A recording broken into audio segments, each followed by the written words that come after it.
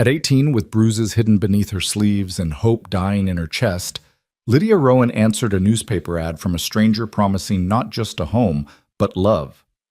They said mail-order brides were desperate women sold to lonely men. But when a blizzard threatened to take everything, when blood stained the snow and death whispered at the door, Lydia discovered the truth. Some promises are worth dying for. This is her story, one of courage, heartbreak, and a love that refused to be anything less than real. Stay with me until the end and comment below what city you're watching from. I want to see how far Lydia's journey reaches. The bucket was too heavy. Lydia Rowan knew this the moment her aunt shoved it into her hands, sloshing gray water over the rim and soaking through her already threadbare dress. The cold bit through the thin fabric, making her gasp, but she didn't drop it. She never dropped anything. That would give Aunt Margaret another reason to strike, and Lydia had learned long ago to give the woman as few reasons as possible. "Well?" Aunt Margaret's voice cut through the dim hallway of the boarding house like a rusted blade. "Are you going to stand there gawking like the useless creature you are, or are you going to scrub those floors before the tenants wake?" "Yes, Aunt Margaret." Lydia's voice was barely a whisper, trained into submission over 6 long years. "Speak up, girl. Lord knows your mother never taught you proper manners before she had the decency to die and leave you on my doorstep." The words struck harder than any hand ever could. Lydia's fingers tightened around the bucket handle, her knuckles going white. She wanted to scream, to throw the water in her aunt's pinched, bitter face, to tell her that her mother had been kind and warm and everything this cold woman would never be. But she said nothing. She never did. Instead, Lydia carried the bucket to the far end of the hallway and sank to her knees on the rough wooden floor. The boards were old, splintered in places, and they dug into her skin through her dress. She plunged the brush into the water and began to scrub, her movements mechanical, practiced. This was her life now. This was all it had been since the fever took her mother when Lydia was 12. Scrubbing, cleaning, serving, invisible. The boarding house stood in the grimy heart of Philadelphia, a 3-story building that leaned slightly to the left and smelled perpetually of boiled cabbage and tobacco smoke. Aunt Margaret owned it, or rather, she owned the debt that came with it, and she ran it with an iron fist and a tongue that could flay skin. She rented rooms to railroad workers, traveling salesmen, and the occasional woman of questionable reputation. She kept the rates low and the standards lower, and she worked Lydia like a borrowed mule she intended to return broken. "You missed a spot." Lydia looked up to find her aunt looming over her, arms crossed over her considerable bosom, lips pressed into a thin line of perpetual displeasure. "Where, Aunt Margaret?" "There." A gnarled finger pointed to a section of floor that looked identical to every other section. "Are you blind as well as stupid?" "No, ma'am." "Then fix it. And when you're done with this floor, the kitchen needs scrubbing. Mr. Brennan vomited in the hallway again last night. You'll need to clean that too, and the chamber pots need emptying, all of them." Lydia's stomach turned at the thought, but she nodded. "Yes, Aunt Margaret." The older woman sniffed, her eyes traveling over Lydia with the same expression she might give a stain on the wallpaper. "You're 18 now, aren't you?" "Yes, ma'am, last month." 18 and still underfoot. Your mother was married at 16, pregnant at 17, dead at 24.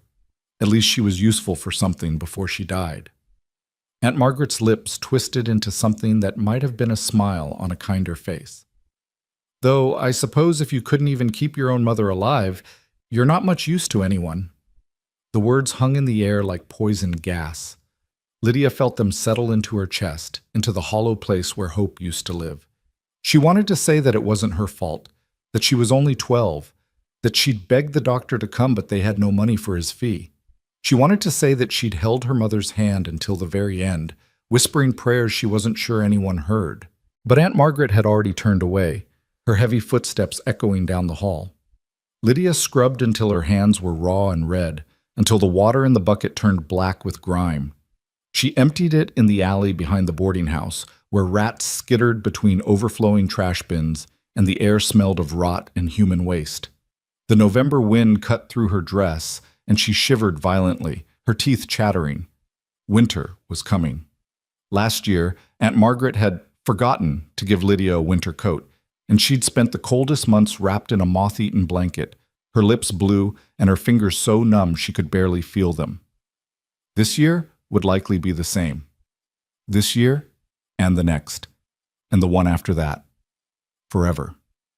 The thought made something crack inside her chest, a hairline fracture in the careful wall she'd built around her heart.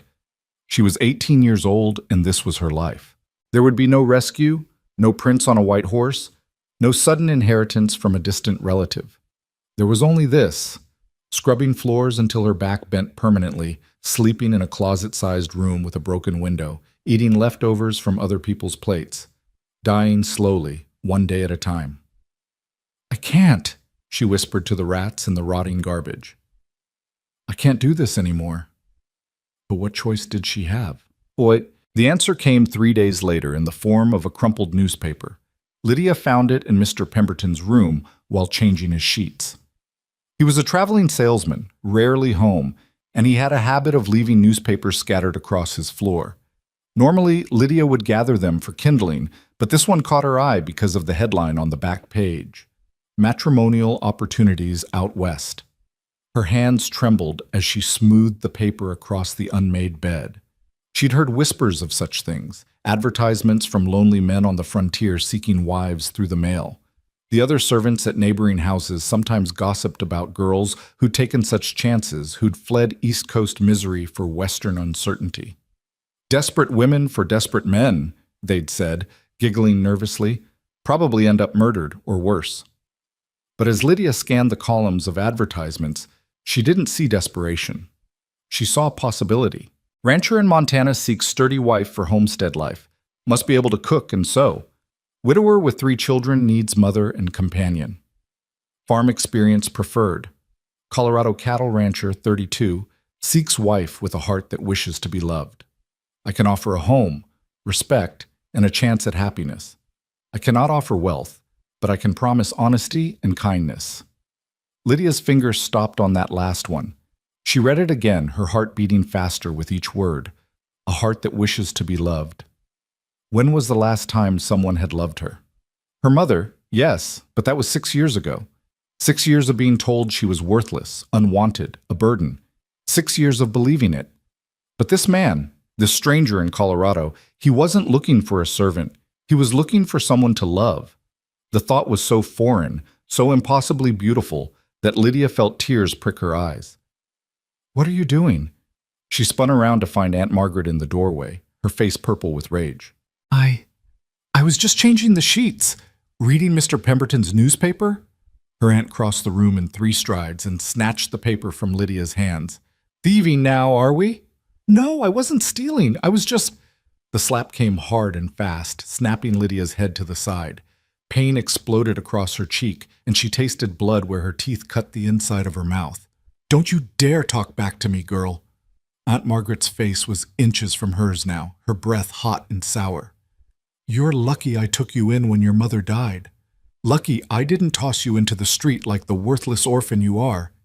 You think anyone else would have you? You think you're special?" Lydia said nothing, her hand pressed to her burning cheek. "Answer me." "No, Aunt Margaret, I don't think I'm special. That's right. You're nothing, nobody, and you'd do well to remember that." She crumpled the newspaper and threw it at Lydia's feet. "Finish these rooms, and if I catch you shirking again, you'll sleep in the cellar with the rats." She stormed out, slamming the door behind her. Lydia stood frozen for a long moment, her cheek throbbing, her heart racing.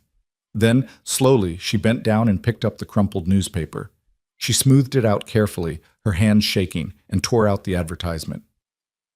Colorado cattle rancher, 32, seeks wife with a heart that wishes to be loved. She folded it into a small square and tucked it into the pocket of her dress, right next to her mother's old handkerchief, the only thing she had left of her. That night, alone in her tiny room with the broken window letting in the November cold, Lydia made a decision. She was going to answer that advertisement. But finding paper and ink proved harder than she'd expected. Aunt Margaret kept such supplies locked in her office, and Lydia had no key. But she remembered that Mr. Pemberton sometimes left his writing case in his room, and 2 days later, when she knew he was out selling kitchen gadgets door to door, She slipped into his room and borrowed a single sheet of paper and enough ink to fill a small vial. She felt guilty. She'd never stolen anything before, but desperation had a way of redrawing moral lines. That night, by the light of a single candle she'd saved from the kitchen, another theft, another small betrayal of the girl she used to be, Lydia composed her letter. She started 7 times. The first attempt was too formal, too cold. The second was too desperate, practically begging. The third revealed too much about her circumstances. She didn't want pity. The fourth was too cheerful, too false. The fifth was too long. The sixth too short. The seventh came from somewhere deep inside her, from the part that remembered her mother's smile and the sound of her father's laugh before the factory accident took him, from the part that still believed, despite everything, that she deserved more than this. Dear Sir, my name is Lydia Rowan, and I am 18 years old. I saw your advertisement in the Philadelphia newspaper, and your words gave me courage to write this letter. I must be honest with you from the start, as you promised honesty yourself. I have no family to speak of. My parents are both deceased, and I currently live with my aunt. I have no money, no dowry, no property. I can offer you only myself, my willingness to work hard, to be a good wife, and to build a life with you. You wrote that you seek someone with a heart that wishes to be loved. I believe I have such a heart, though it has not been shown much love in recent years. I can cook and clean and sew. I can read and write. I am healthy and strong, despite what my current circumstances might suggest. But more than any of these things, I can promise you honesty, loyalty, and the sincere effort to make you happy. I know this is unconventional. I know you might read this and think me desperate or foolish. Perhaps I am both. But I'm also hopeful, and hope is something I have not felt in a very long time. If you are willing to take a chance on someone like me, please write to me at the address below. I will be watching for your reply. Yours sincerely, Lydia Rowan. She gave the address of the boarding house and added a note. Please mark the envelope, attention, household supplies, so it will not be questioned. Her hand shook as she folded the letter. This was insane. She was writing to a complete stranger, offering to marry him, to travel hundreds of miles to a place she'd never seen. He could be cruel. He could be a liar. He could be worse than Aunt Margaret. But he could also be exactly what he claimed, a lonely man seeking companionship, offering kindness in return. And wasn't that a chance worth taking? The next morning, before dawn, Lydia slipped out of the boarding house. She walked 6 blocks to the post office, her mother's handkerchief wrapped around 3 pennies she'd saved over the course of a month. The price of a stamp. Her breath made clouds in the cold air, and her shoes had holes that let in the damp, but she barely noticed. She handed the letter to the clerk, a middle-aged man with tired eyes. Colorado, he said, reading the address. That's a long way. Yes, sir. Running away from something or running toward something? Lydia met his eyes. Both. He nodded slowly, stamped the letter, and placed it in the outgoing mail bin. Good luck, miss. Thank you. She walked back to the boarding house as the sun rose, painting the dirty streets of Philadelphia in shades of gold and amber. For the first time in 6 years, Lydia felt something unfamiliar flutter in her chest. Hope. The waiting was agony. Every day, Lydia rushed to finish her morning chores so she could watch for the postman from the front window. Every day she felt her hope dim a little more when he passed by with nothing for her.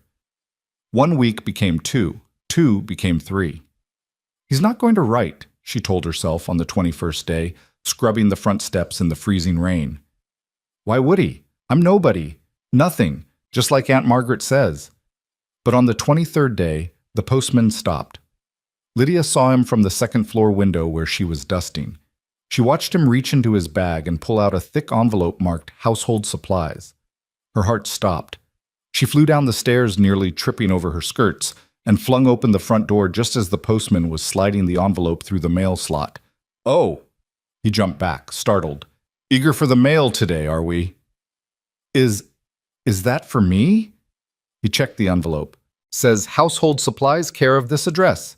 You the housekeeper? Yes, Lydia lied, snatching the envelope from his hands. Yes, that's me. Thank you. She slammed the door before he could respond and ran back to her room, her hands trembling so badly she could barely break the seal. Inside was a letter, written in a careful, masculine hand. Dear Miss Rowan, I received your letter 3 days ago and have read it no fewer than 20 times since. I hope you will forgive my delayed response.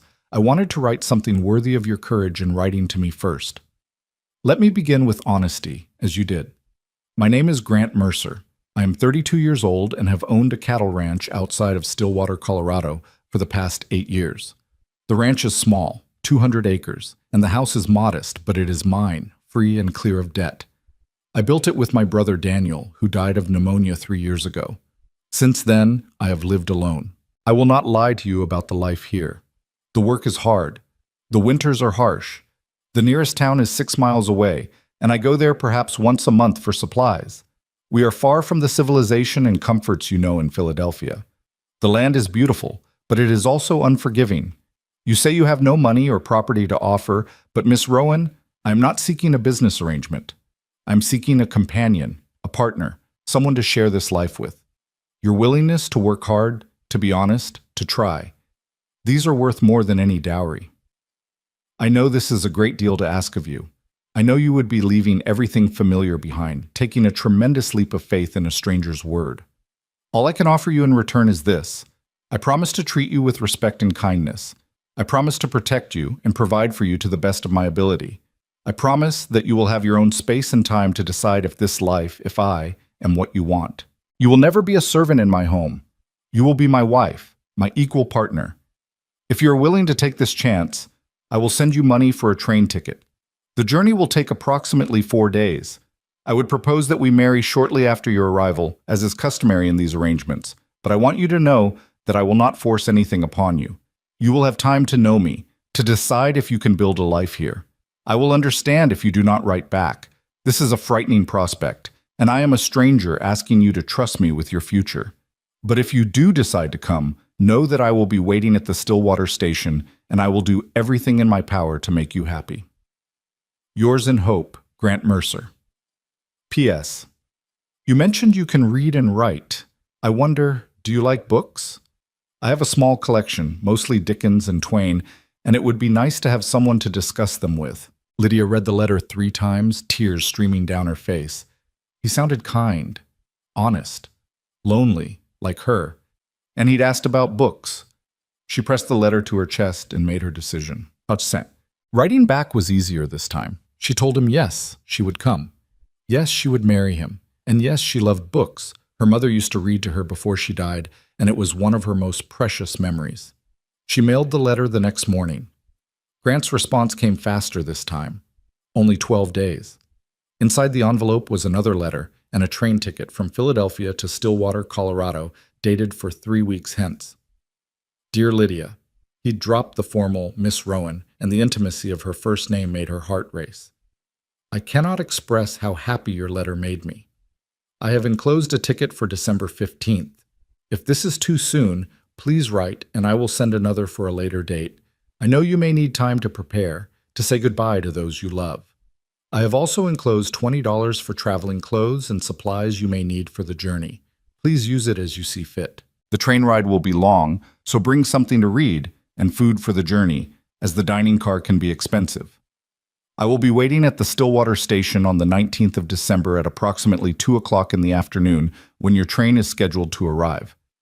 I will be the tall man wearing a brown hat and looking nervous. I am counting the days. Yours, Grant. Lydia stared at the $20 bill tucked into the envelope. It was more money than she'd ever held in her life.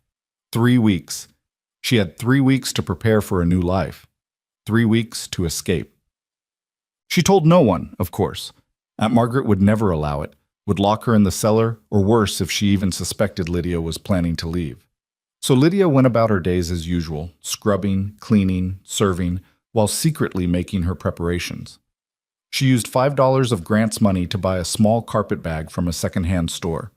Into it, she carefully packed her mother's Bible with her parents' names written on the inside cover, the dress she'd worn to her mother's funeral, faded but still decent, 2 pairs of stockings she'd mended more times than she could count, her mother's handkerchief, a tortoiseshell comb that had belonged to her grandmother, a small sewing kit, Grant's letters, tied with a string.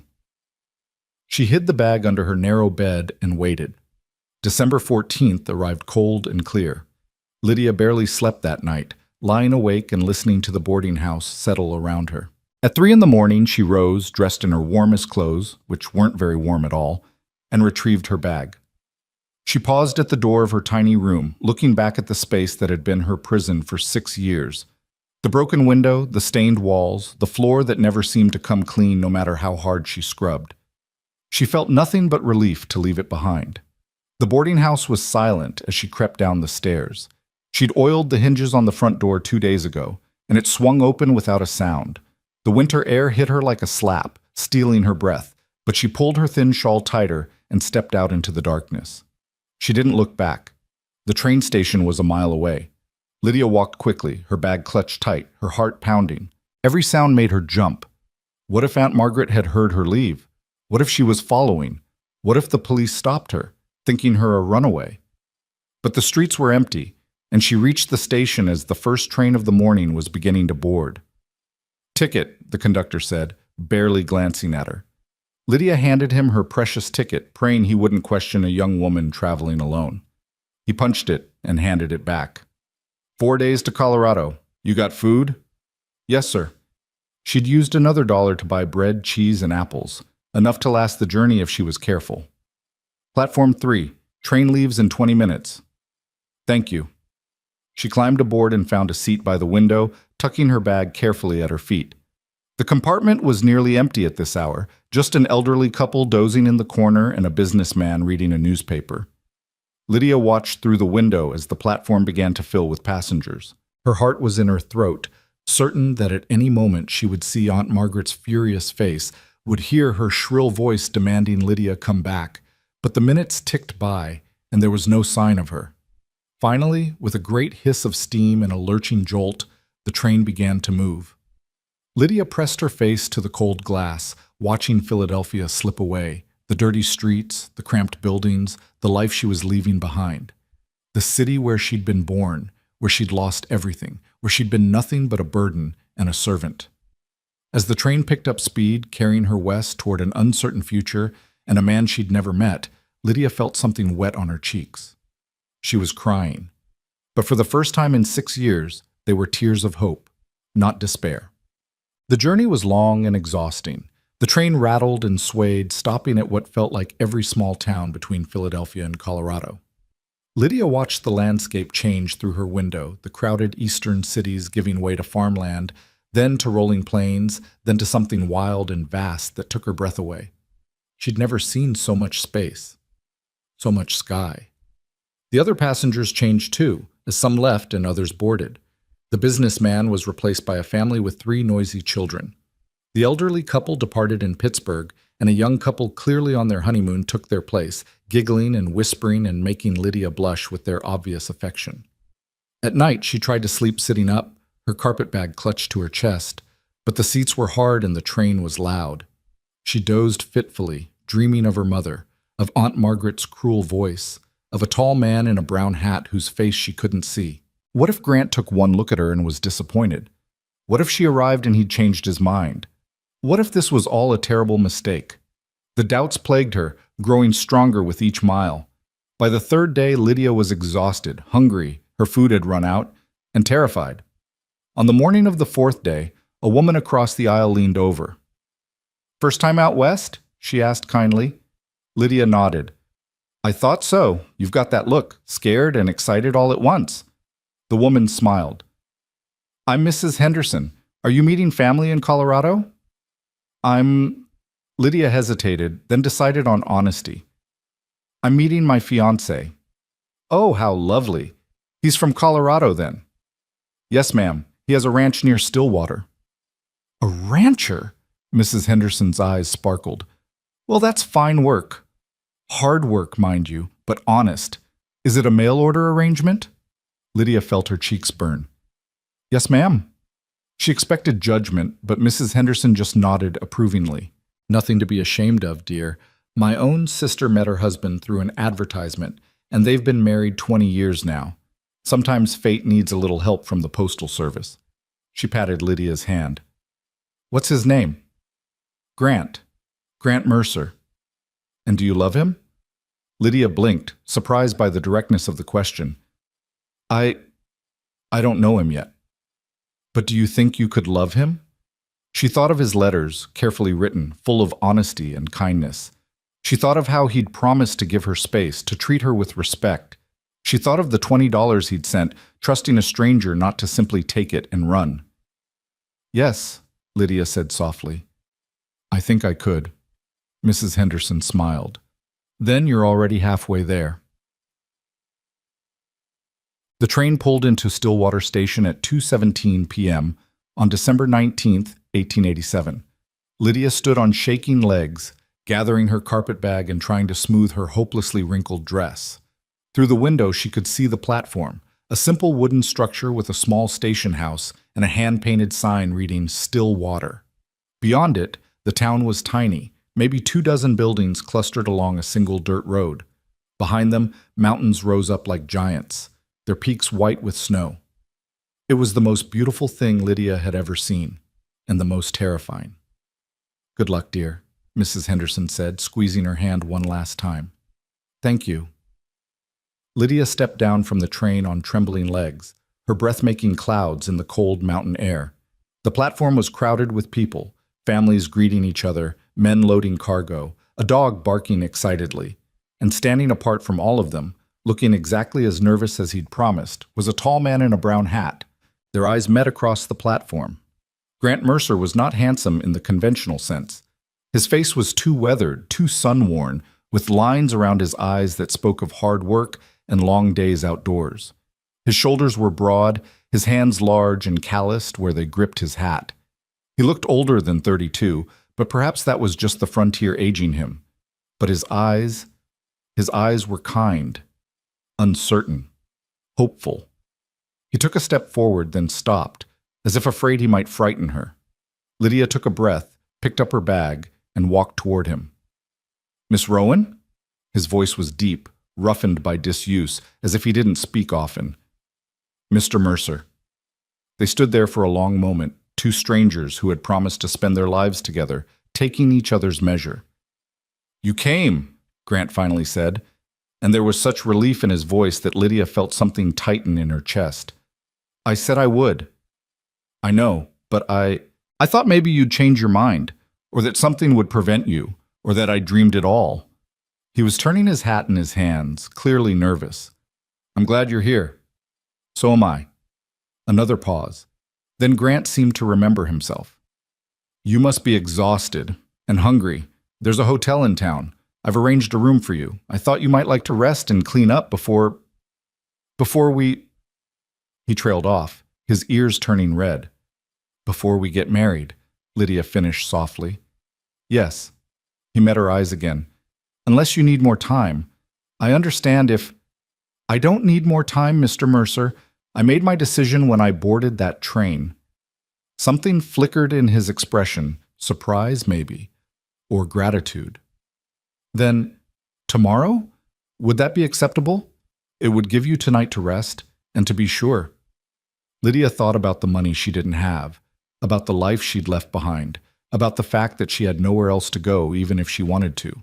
But more than that, she thought about his letters, about his promise of kindness and respect. Tomorrow would be fine. Grant nodded, relief evident on his face. He reached for her bag and Lydia handed it to him, noticing how careful he was not to let their fingers touch. He was giving her space, she realized, respecting boundaries she hadn't even needed to voice. Come on then, he said quietly. Let's get you settled. As they walked together off the platform toward the small town of Stillwater, toward a future neither of them could predict, Lydia felt that flutter of hope again. She had taken the leap. Now, for better or worse, she would see where she landed. The hotel was a modest two-story building with peeling white paint and a sign that read Stillwater Inn in faded letters. Grant held the door open for Lydia, and she stepped into a small lobby that smelled of wood smoke and coffee. A woman behind the desk looked up, her eyes moving between Grant and Lydia with undisguised curiosity. This is the young lady, then? The woman asked, her voice warm but probing. Yes, ma'am. Miss Lydia Rowan, this is Mrs. Callahan. She owns the inn. Pleased to meet you, dear. Mrs. Callahan's eyes softened as she took in Lydia's worn dress and exhausted face. "You look like you could use a hot bath and a decent meal." "That would be wonderful," Lydia admitted, suddenly aware of how she must look after 4 days on a train. "Room's ready, just as you asked, Grant. Top of the stairs, second door on the right." Mrs. Callahan handed him a key, then turned back to Lydia. "I'll bring up some hot water and a tray of food in about 20 minutes. You just rest yourself, honey." "Thank you." Grant carried her bag up the narrow staircase, and Lydia followed, acutely aware of how alone they were, how improper this would seem back in Philadelphia. But this wasn't Philadelphia, and the rules seemed different here. He unlocked the door to reveal a small but clean room with a bed, a washstand, and a window overlooking the main street. It was simple, but after 6 years of sleeping in a closet-sized space with a broken window, it looked like luxury. "I'll pay Mrs. Callahan for tonight and breakfast in the morning," Grant said, setting her bag on the bed. "And I'll come by around 10 o'clock tomorrow if that suits you. The Reverend said he could perform the ceremony at 11. Lydia turned to face him, this stranger who would be her husband in less than a day. He stood awkwardly by the door, hat still in his hands, looking like he wanted to say something but didn't know how. "Mr. Mercer," she said softly, "thank you for all of this. For the ticket, for the room, for giving me a chance." His expression shifted, something vulnerable crossing his face. "I should be thanking you. You're the one taking the real risk here, coming all this way to marry a man you've never met. I'm just grateful you answered my advertisement." "Why did you place it?" The question came out before Lydia could stop it. "You seem like a good man. Surely there are women here in Stillwater who would—" "There are 3 unmarried women in Stillwater," Grant interrupted, a slight smile touching his lips. "Sally Martin is 17 and has her heart set on the blacksmith's son. Widow Perkins is 62 and has sworn off men entirely after 3 husbands. And Miss Henrietta Grove made it abundantly clear 2 years ago that she'd rather die an old maid than marry a cattle rancher." Despite herself, Lydia smiled. "I see. The truth is, Miss Rowan, Lydia, I'm not good with people, never have been. I can talk to cattle just fine, and horses seem to understand me, but put me in a room full of people and I—" He trailed off, shaking his head. "My brother Daniel, he was the charming one. He could make friends with a fence post. But me, I don't know how to do it. The advertisement seemed easier somehow. I could put down on paper what I couldn't say out loud." Lydia understood that more than he knew. "Your letters were very kind." "I meant every word." He met her eyes, and she saw the sincerity there. "I know tomorrow will be awkward. I know we're practically strangers. But I want you to know that I'll do my best to be a good husband to you. I'll give you time to adjust, time to decide if you can be happy here. And if you can't," he swallowed hard. "If you can't, I'll understand." "Where would I go?" Lydia asked quietly. "I'd give you money for a ticket back east, or to somewhere else if you preferred. You wouldn't be trapped here, Lydia. I'm not that kind of man." She believed him. Maybe that made her foolish, but she believed him.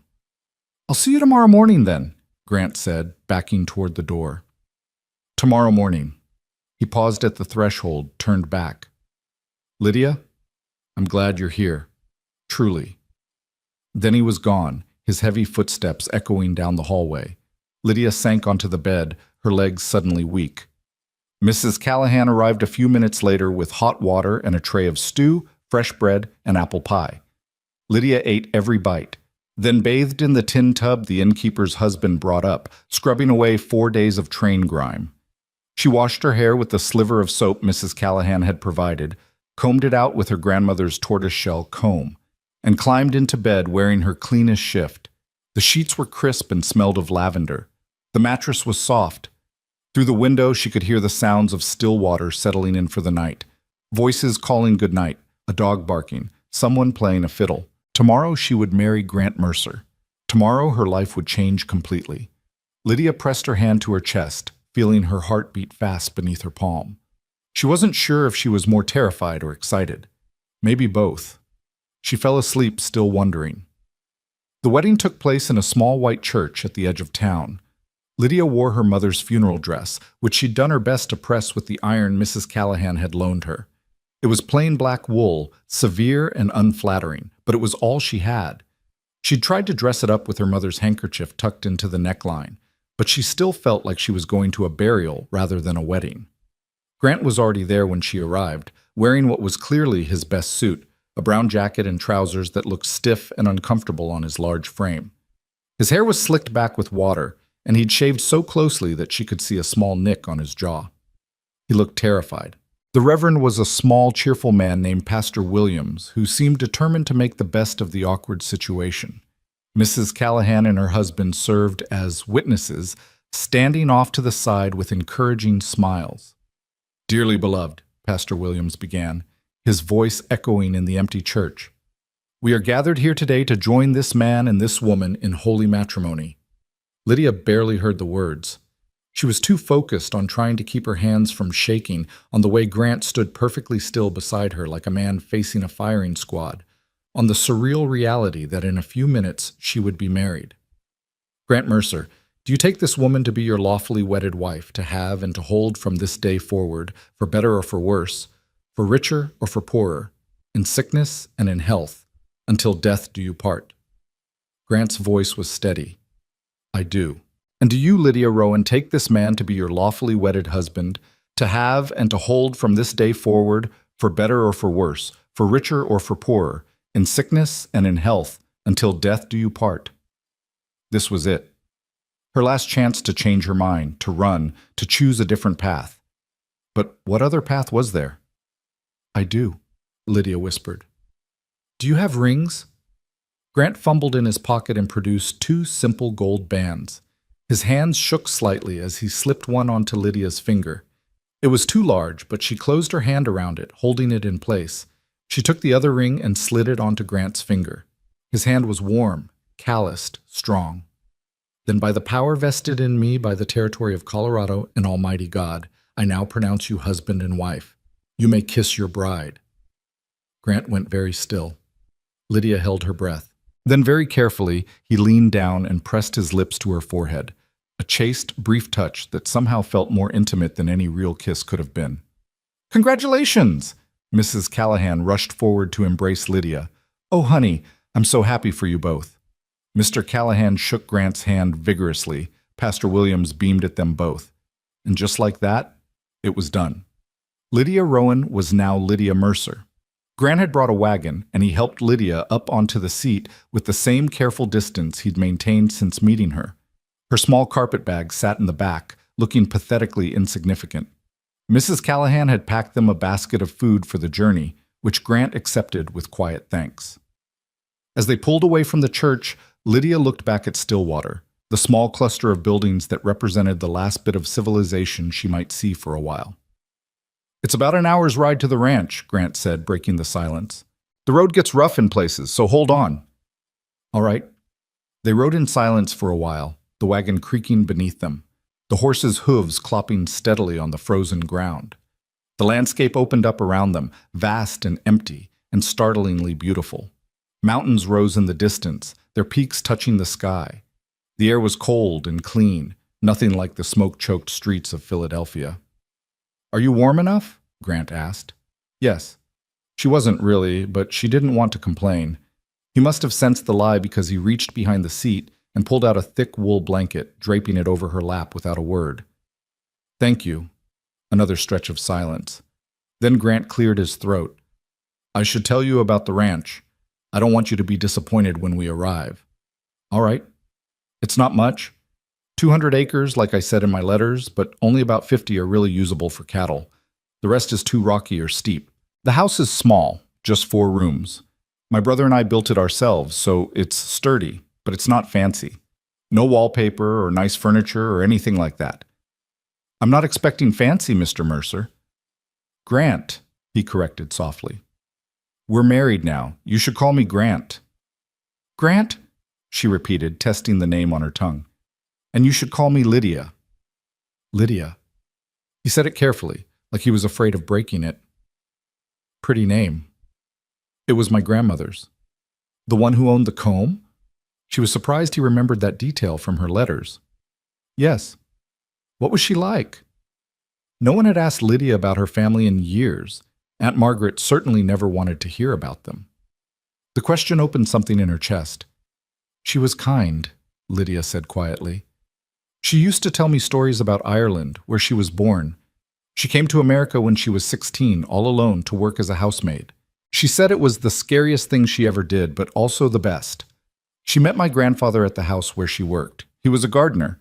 They married and had 5 children, though only my mother survived to adulthood. That's hard. She said it made her grateful for every day she had with the ones who lived. She died when I was 8, but I still remember her voice, the way she smelled like bread and lavender." Lydia touched the comb in her hair. "This is all I have left of her." Grant was quiet for a moment. Then, "My mother died when I was 10. She got kicked by a horse and never woke up. My father, he wasn't the same after, started drinking. Daniel and I mostly raised ourselves. I'm sorry. It was a long time ago, but his voice said it still hurt. Father died 5 years back. Liver gave out. Daniel and I took what little money he left and came west, bought this land. We were going to build something together, make something of ourselves." His hands tightened on the reins. "Then Daniel got sick. It was just a cold at first, or so we thought, but it settled in his lungs, and 3 weeks later he was gone. I buried him on a hill overlooking the ranch. He loved that spot. You must miss him terribly. Every day." Grant's voice was rough. "The house feels too quiet now, too empty. I find myself starting to tell him something, turning around to where he should be, and nothing, just empty space." Lydia understood that feeling too well. "After my mother died, I used to set 2 places at the table out of habit. Aunt Margaret would hit me for wasting a plate, but I kept doing it. I couldn't seem to remember that she was gone." They looked at each other, 2 people who had lost everyone they loved, who had built walls around the grief and learned to carry it alone. "Maybe that's why we'll understand each other," Grant said finally. "We both know what it's like to be lonely." It wasn't a romantic sentiment, but somehow it felt more honest than any declaration of love could have been. The ranch appeared as they crested a hill, and Lydia's breath caught. It was nestled in a valley between 2 slopes, protected from the worst of the wind. The house was small, as Grant had warned, built of rough-hewn logs with a stone chimney. Behind it stood a barn and several outbuildings. Cattle dotted the winter fields, dark shapes against the snow. And beyond it all, the mountains rose up, majestic and eternal.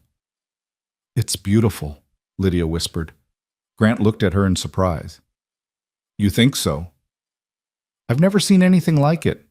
In Philadelphia, all I ever saw were buildings and smoke. This is—" She struggled to find the words. "It's like the whole world opened up." Something in Grant's expression softened. Daniel used to say that too. He said living here made him feel small and large at the same time. Small because the mountains make you realize how tiny you are. Large because all that space makes you feel like you can breathe for the first time. Lydia knew exactly what he meant. Grant pulled the wagon up to the house and helped Lydia down. Her legs were stiff from the cold and the ride, and she stumbled slightly. His hand steadied her, strong and warm, then released her the moment she had her balance. "Welcome home," he said quietly. Home. Lydia tested the word in her mind. Could this place really be home? The inside of the house was clean but sparse. The main room served as kitchen and living area, with a wood stove in the corner, a table with 2 chairs, and a single armchair near the fireplace. Everything was neat, almost militarily so, as if Grant had scrubbed the place from top to bottom before her arrival. "I'll show you around," Grant said, setting her bag down. "This is the main room, obviously. Kitchen area there. That door leads to my bedroom." He pointed to a door on the left. "And that one there is yours." "Mine?" He looked uncomfortable. "I told you in my letter that I'd give you your own space. I meant it. The room's not large, but it has a bed and a bureau and a window. I thought you might like some privacy while you settle in." Lydia opened the door to reveal a small room with a neatly made bed, a simple bureau, and a window that looked out toward the mountains. It was plain, but it was clean and private and hers. She turned back to Grant, something tight in her throat. "Thank you." There's a room behind the kitchen for storage, and that's about it. Like I said, not much. It's more than I had before, Lydia said honestly. Much more. Grant looked at her for a long moment, as if trying to figure out if she meant it. Then he nodded. I'll bring in some more firewood. It gets cold at night, and I'll show you where things are. The well, the barn, the hen house. We've got 6 chickens. They're not laying much this time of year, but come spring they'll pick up. I can take care of them, Lydia offered. I'm used to working. You're not a servant here, Lydia. You're my wife. Wives work too, she pointed out, and I'll go mad if I have nothing to do. A small smile crossed his face, the first real smile she'd seen from him. It transformed his weathered features, making him look younger, less burdened. Fair enough. I'll teach you the routine. But for today, why don't you just settle in, unpack your things, rest? You've had a long journey. What will you do? I've got cattle to check on, fence that needs mending, the usual work. He pulled his coat back on. I'll be back around sunset. There's food in the larder, bread, cheese, some dried meat. Help yourself to whatever you need. Then he was gone, the door closing behind him, leaving Lydia alone in her new home. She stood in the middle of the main room, listening to the silence.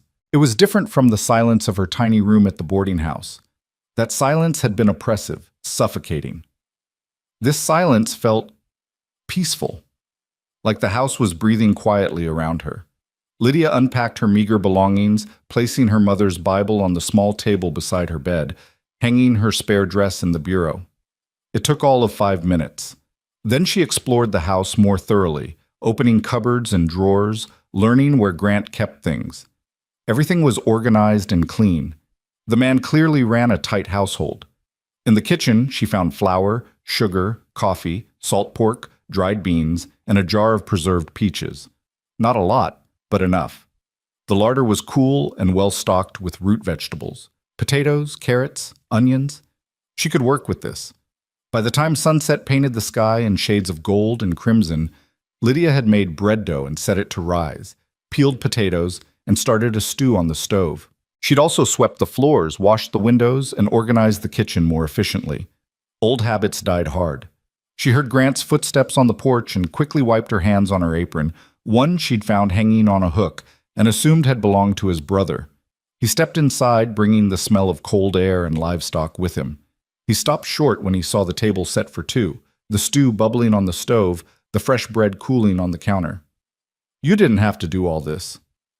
I wanted to. I told you, I'll go mad with nothing to do. Grant hung up his coat and hat, then stood awkwardly by the door as if unsure what to do next.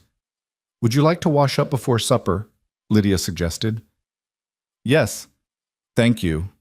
He disappeared into his room and emerged a few minutes later with his face scrubbed and his hair dampened down. They sat at the table, and Lydia served the stew and bread. Grant took a bite, and his eyebrows rose. This is good. Really good. It's just stew. Maybe, but it's the best stew I've had in 3 years. I'm not much of a cook. I mostly just fry things until they're edible. They ate in comfortable silence for a while. Then Grant said, You cleaned. A bit. I hope you don't mind. Mind? The place hasn't looked this good since... He trailed off, and Lydia knew he was thinking of his brother. Thank you. After supper, Grant insisted on washing the dishes while Lydia put away the leftover bread. They moved around each other carefully in the small kitchen, both hyper-aware of not touching, not getting too close. I usually read for a bit before bed, Grant said when the dishes were done. You're welcome to join me by the fire, or if you're tired, you should rest. Lydia wasn't tired. She was too nervous, too aware that this was her wedding night, even if it wasn't going to be a traditional one. I'd like to read, she said. If you don't mind the company. I invited you, didn't I? Grant built up the fire while Lydia settled into the armchair. He brought over several books and set them on the small table beside her. Dickens, Twain, some Shakespeare. There's a Bible too, if you prefer. Lydia picked up a worn copy of David Copperfield and settled in to read. Grant sat on the floor by the fire with his own book, and for the next hour the only sounds were the crackling of the flames and the occasional turning of pages. It was, Lydia thought, the most peaceful evening she'd spent in 6 years. When the clock on the mantel chimed 9, Grant stood and stretched. I should let you get some rest. Morning comes early on a ranch. Lydia set aside her book. What time should I wake? Whenever you want. There's no need to keep my schedule. I'd like to help. What time do you usually rise? Grant looked uncertain. Dawn. But Lydia, you don't have to seek. I want to, please. Let me help. He studied her face for a long moment, then nodded. Dawn, then. I'll knock on your door. They stood there awkwardly, two married people who didn't know how to say goodnight to each other. Finally, Grant said, Sleep well, Lydia. You too, Grant. She retreated to her small room and closed the door, leaning against it with her heart pounding. Through the wall, she could hear Grant moving around in his own room, the creak of the bed as he settled in. Her husband, sleeping just a few feet away. But he hadn't touched her, hadn't demanded anything, hadn't even tried to kiss her properly at the wedding. He'd given her exactly what he'd promised: space, time, respect. Lydia changed into her nightgown and climbed into bed, pulling the heavy quilts up to her chin. The bed was comfortable, the room was warm, and outside her window she could see stars brighter than any she'd ever seen in Philadelphia. She was married, she had a home, she was safe. For the first time in 6 years, Lydia fell asleep without fear of what tomorrow would bring. The days developed a rhythm. Grant would wake before dawn and do his morning chores, feeding the cattle, milking the cow, collecting eggs. Lydia would rise with him and make breakfast. They'd eat together, talking little but comfortably. Then Grant would head out to work on the ranch while Lydia tackled the household tasks.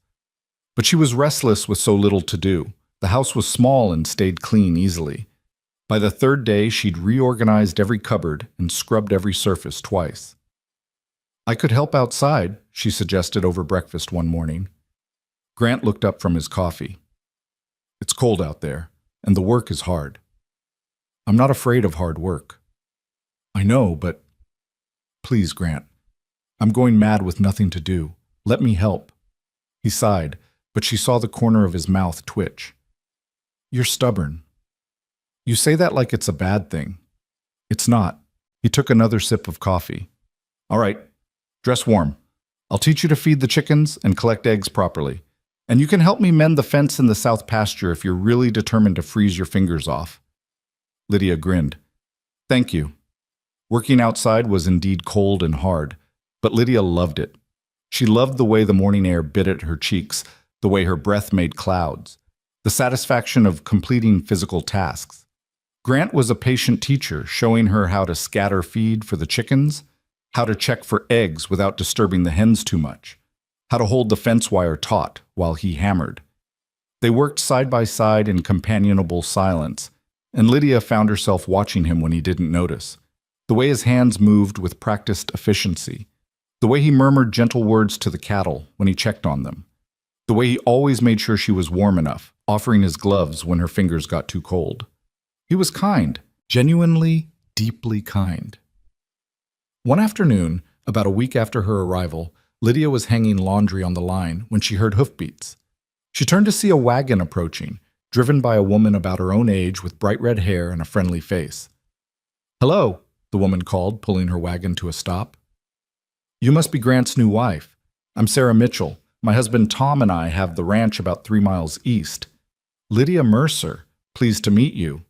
Sarah hopped down from the wagon with surprising agility for someone heavily pregnant.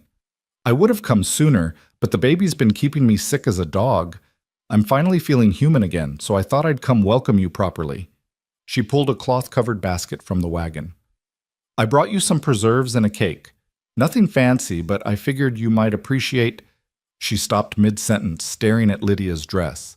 Or rather, at the fact that Lydia only owned 2 dresses, both worn and patched. Oh, honey, Sarah said softly. Did you come all the way from back east with just what you're wearing? Lydia felt her cheeks burn. I didn't have much to bring. Sarah's expression shifted to determination. Well, that won't do. I've got dresses I can't wear anymore because of this belly, and probably won't fit into again after the baby comes either. You and I are about the same size when I'm not shaped like a barn. Come inside and let's have some tea, and I'll tell you all about the other ranchers around here. Despite her embarrassment, Lydia found herself warming to Sarah immediately. The woman was forthright and kind, with a laugh that filled the small house. They spent the afternoon drinking tea and talking, and Lydia learned that there were about a dozen ranching families scattered across the valley, most of them struggling but hopeful. "Grant's a good man," Sarah said, helping herself to another slice of the cake she'd brought. "Quiet as a stone, but good-hearted. When Tom broke his leg last spring, Grant came over every day for 2 weeks to help with our cattle. Wouldn't take a penny for it either." "He seems very kind." "He is, and lonely too after his brother passed. We were glad to hear he'd found someone." Sarah studied Lydia with shrewd but friendly eyes. "It's hard, isn't it, marrying a stranger?" Lydia saw no point in lying. "Yes, but not impossible. Tom and I had an arranged marriage ourselves. Our parents decided it between them when we were children. We barely knew each other when we married. I cried for a week straight, certain I'd made a terrible mistake." Sarah smiled at the memory. "But we grew to love each other. It took time and patience and a lot of stubborn determination, but we did it. You and Grant can too, if you both want it." "I think I do want it," Lydia admitted, "but I don't know if he feels the same." Sarah laughed. "Honey, the man placed an advertisement for a wife. That tells you he wants companionship. Give it time. Let him see who you are. Let yourself see who he is. Love doesn't always come in a lightning bolt. Sometimes it grows slow and steady, like a good crop." When Grant came in that evening, he found Lydia wearing one of Sarah's dresses, a deep blue wool that actually fit properly, and the house full of the smell of the stew Sarah had helped her make with vegetables from the Mitchell's root cellar. He stopped in the doorway, staring. "That dress," he said, "it's new. Sarah Mitchell came by. She lent me several dresses and some fabric to make more." Lydia smoothed the skirt self-consciously. "I hope you don't mind." "Mind? You look—" He trailed off, color rising in his cheeks. "You look nice. Real nice." It was the first compliment he'd paid her appearance, and Lydia felt warmth spread through her chest. Over supper, she told him about Sarah's visit, about the other ranching families in the valley. "The Mitchells are good people," Grant said. "Tom's a hard worker. Sarah's—" He paused, searching for words. "She talks a lot." Lydia laughed. "She does. But I liked her. She invited us to dinner next week." Grant looked uncomfortable. "You can go if you want. I'm not much for social occasions." "She invited both of us." "I know, but I'll probably just say something stupid and embarrass you." Lydia set down her fork and looked at him seriously. "Grant, you're one of the smartest men I've ever met. You run this entire ranch by yourself. You built this house with your own hands. You know about cattle and horses and the land. Why would you embarrass me?" "Because I don't know how to make small talk. I don't know how to tell jokes or stories that make people laugh. I'm better with animals than people." "I'm better with books than people," Lydia said. "Maybe between the two of us we'll manage." He looked at her for a long moment, something shifting in his expression. "You really want me to come with you?" "You're my husband. Of course I want you to come with me." Grant ducked his head, but Lydia saw the small smile that crossed his face. "All right, we'll go together." That night, as had become their custom, they read by the fire. Grant sat on the floor again, and Lydia was in the armchair with her book. But tonight, Grant kept glancing at her over his pages, and when their eyes met, he didn't immediately look away. "What?" Lydia finally asked. "Nothing, just that dress really does look nice on you." Lydia felt her cheeks warm. "Thank you. And I'm glad Sarah came by. I was worried you might be lonely out here with just me for company." "I'm not lonely," Lydia said honestly. "This is the least lonely I've been in a long time." Grant's expression softened. "Me too." They held each other's gaze for a moment longer, something fragile and new stretching between them. Then Grant cleared his throat and returned to his book, and Lydia did the same. But she found herself reading the same page 3 times, too aware of Grant sitting a few feet away, too aware of the way her heart was beating just a little faster. 2 weeks into their marriage, a cold snap hit the valley. The temperature plummeted, and ice formed on the water troughs. Grant was up before dawn, breaking ice and making sure the cattle had access to water. Lydia helped where she could, her fingers going numb despite the gloves Grant had insisted she wear. They were walking back to the house for breakfast when Grant suddenly stopped and swore under his breath. "What is it?" He pointed to the roof of the barn. "Damn, the snow's piling up too much. I need to clear it before the weight causes damage." "I'll help." "No." His voice was firm. "It's dangerous up there when it's icy. I'll do it." Lydia wanted to argue, but she saw the set of his jaw and decided to pick her battles. "Be careful." She went inside to make breakfast, watching through the window as Grant climbed onto the barn roof with a shovel. He worked methodically, clearing the snow section by section. Lydia was just setting the table when she heard it, a sharp crack, followed by Grant's shout. She ran outside in time to see him sliding down the icy roof, scrabbling for purchase. He managed to catch himself at the edge, but his shovel went tumbling to the ground below. "Grant!" Lydia ran toward the barn, her heart in her throat. "I'm all right," he called down, though his voice was strained. "Just slipped. The ice is worse than I thought." "Come down, please. We can do it later when it's warmer." "I'm almost done. Just let me—" "Grant Mercer, if you fall off that roof and break your neck, I swear I'll—" She stopped, surprised by the force of her own fear. Grant looked down at her, and something in his expression changed. Slowly, carefully, he made his way to the ladder and climbed down. When he reached the ground, Lydia was there, her hands gripping his arms. "You scared me," she said, her voice shaking. "I'm sorry, I didn't mean to—" He stopped, staring at where her hands clutched his coat. "Lydia, you're trembling. Because you almost fell." "But I didn't. I'm fine." "This time. But what about next time?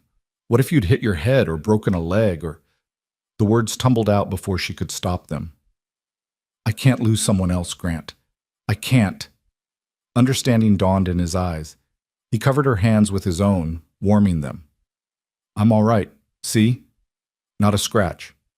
Promise me you'll be more careful." "I promise." His voice was gentle.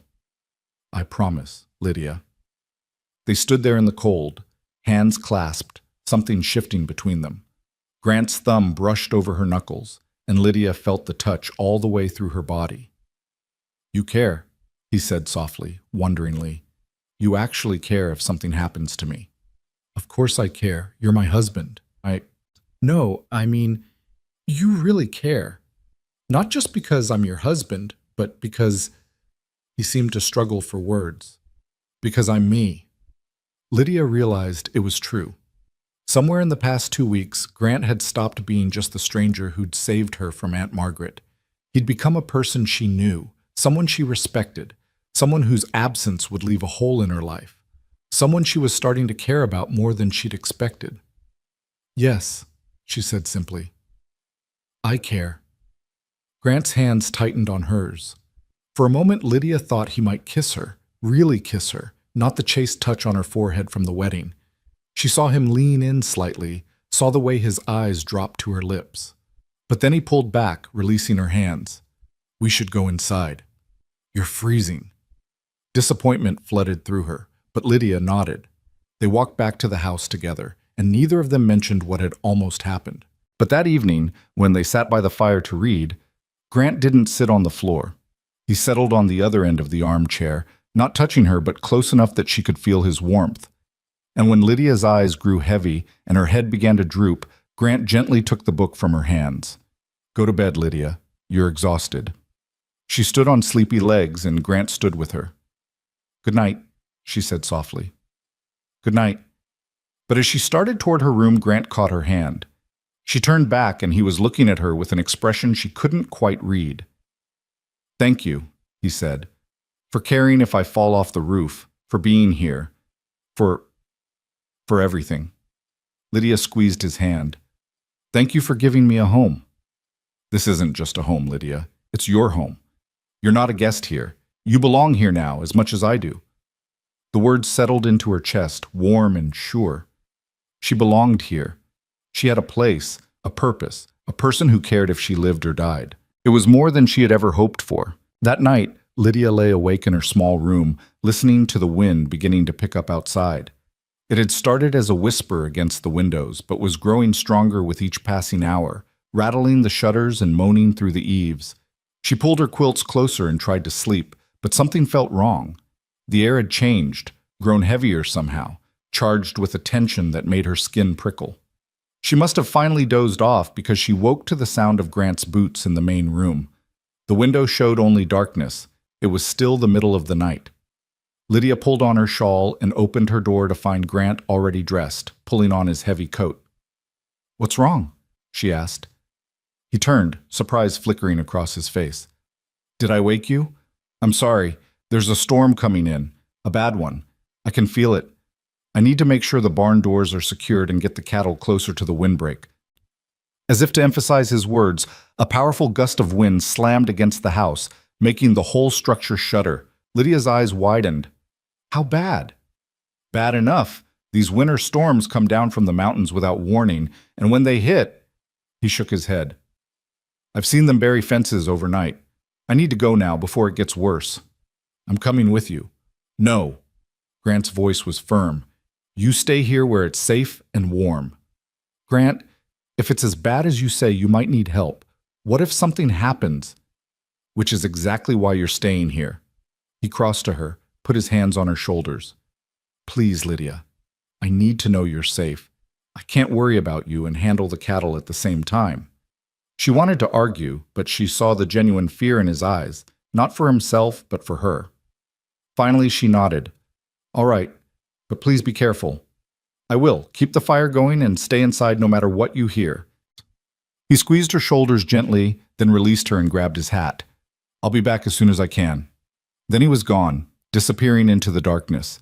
Lydia stood at the window and watched his lantern bob across the yard toward the barn, getting smaller and smaller until the swirling snow swallowed it completely. The storm hit with terrifying speed. Within minutes, the wind was howling like a living thing, throwing snow against the windows so hard Lydia feared the glass would shatter. The house creaked and groaned around her, and she fed more wood into the stove, trying to keep the cold at bay. An hour passed. Then another. Lydia paced the small main room, straining to hear anything over the wind's fury. Where was Grant? Surely it shouldn't take this long just to secure the barn and move the cattle. She told herself he was fine, that he knew what he was doing, that he'd lived through storms like this before. But her mind kept conjuring terrible images. Grant lost in the blinding snow, freezing to death mere feet from the house. Grant injured and unable to make it back. Grant. A tremendous crash made her jump. It sounded like it came from the direction of the barn, but she couldn't be sure over the wind.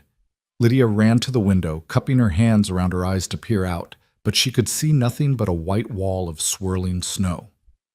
Another hour crept by. The clock on the mantel showed 3:30 in the morning. Grant had been gone for nearly 3 hours now. Something was wrong. Lydia felt it in her bones, the same way she'd felt it when her mother's fever had taken a turn for the worse. The same certainty that if she didn't act, someone she loved would... She stopped mid-thought, her hand pressed against the cold glass. Someone she loved. When had that happened? When had Grant stopped being just the stranger who'd offered her escape and become someone she couldn't bear to lose? But there was no time to examine that revelation. If Grant was in trouble, she had to help him. Lydia pulled on every piece of warm clothing she could find. 2 dresses layered over her shift, Grant's spare coat over her own shawl, 2 pairs of stockings, her sturdiest shoes. She wrapped a scarf around her face until only her eyes showed, grabbed the lantern from the table, and pushed open the door. The wind nearly ripped it from her hands. Snow blasted into her face, stealing her breath, blinding her. Lydia had never experienced anything like this. The storm was a physical force trying to drive her back into the house. For a moment, she almost retreated. This was madness. She'd freeze to death before she made it 10 feet. But Grant was out there somewhere. Lydia bent her head against the wind and stepped out into the storm. The world disappeared. She couldn't see the barn, couldn't see anything beyond a few feet in any direction. The snow was already knee-deep and getting deeper by the minute.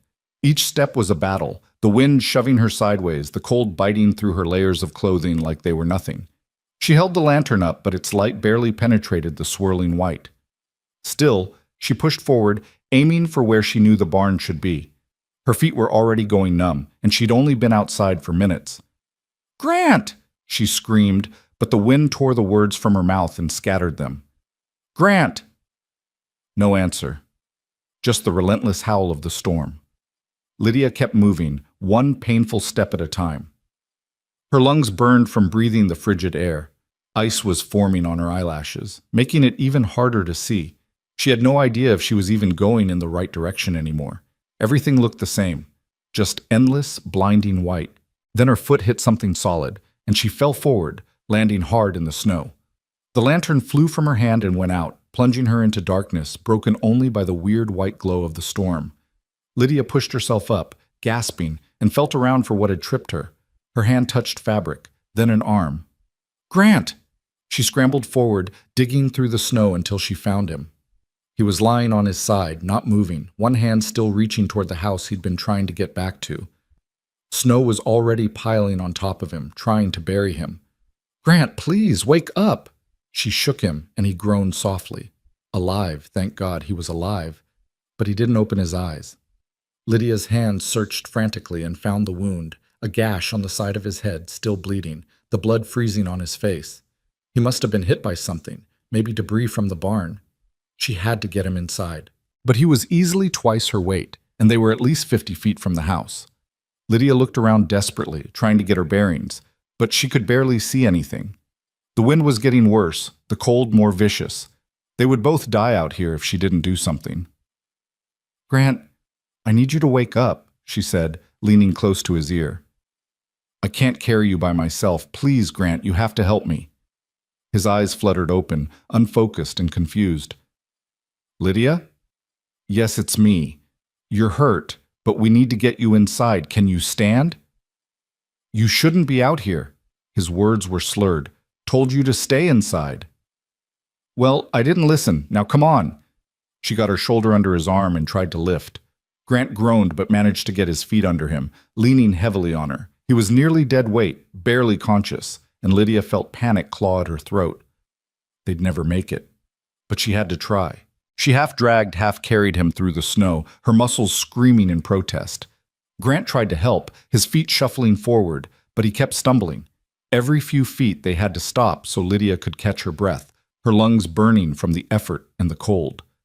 "Keep moving," she gasped. "Just a little further." But the truth was, she had no idea how much further. She couldn't see the house.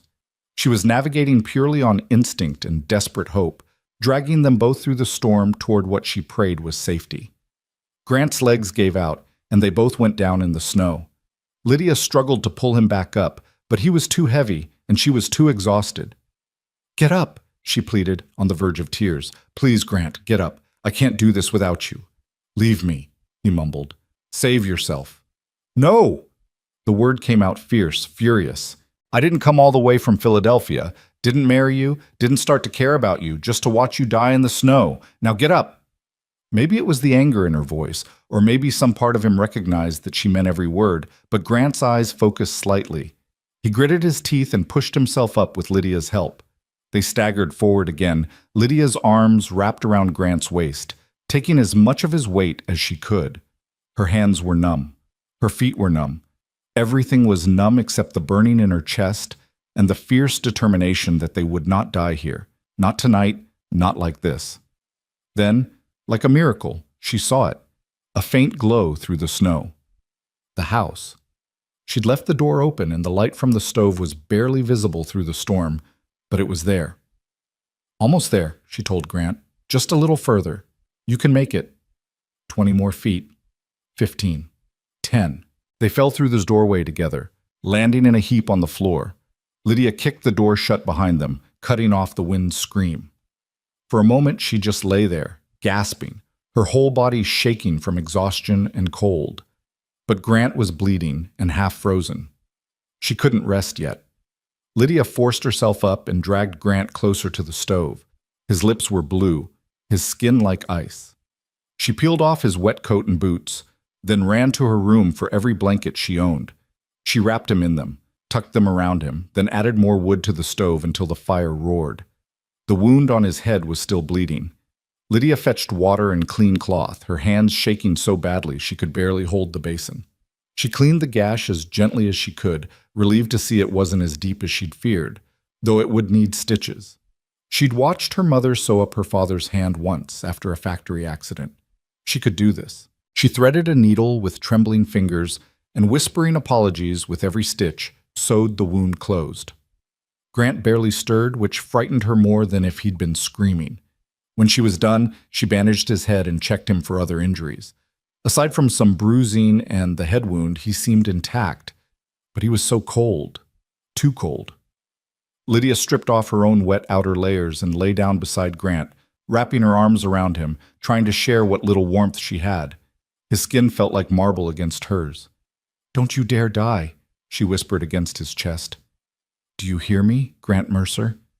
You promised to take care of me, and you can't do that if you're dead. So you stay with me." She held him through the long hours of the night while the storm raged outside. Slowly, painfully slowly, she felt warmth begin to return to his skin. His breathing, which had been so shallow she could barely detect it, deepened and steadied. Dawn came gray and dim, barely visible through the snow-covered windows. The storm was still raging, but with less fury than before. Lydia was exhausted, every muscle aching, but she didn't dare leave Grant's side. His eyes opened. For a moment he stared at the ceiling, disoriented. Then his gaze found her, and his brow furrowed. "Lydia?" His voice was rough, barely a whisper. "I'm here." What happened?" "You were hit by something in the storm. I found you in the snow and brought you back. You have a head wound, but you're going to be fine." Grant lifted a hand to his bandaged head, wincing. "You came out in the storm? After I told you to stay inside?" "Yes." "You could have died." "So could you. So you're welcome."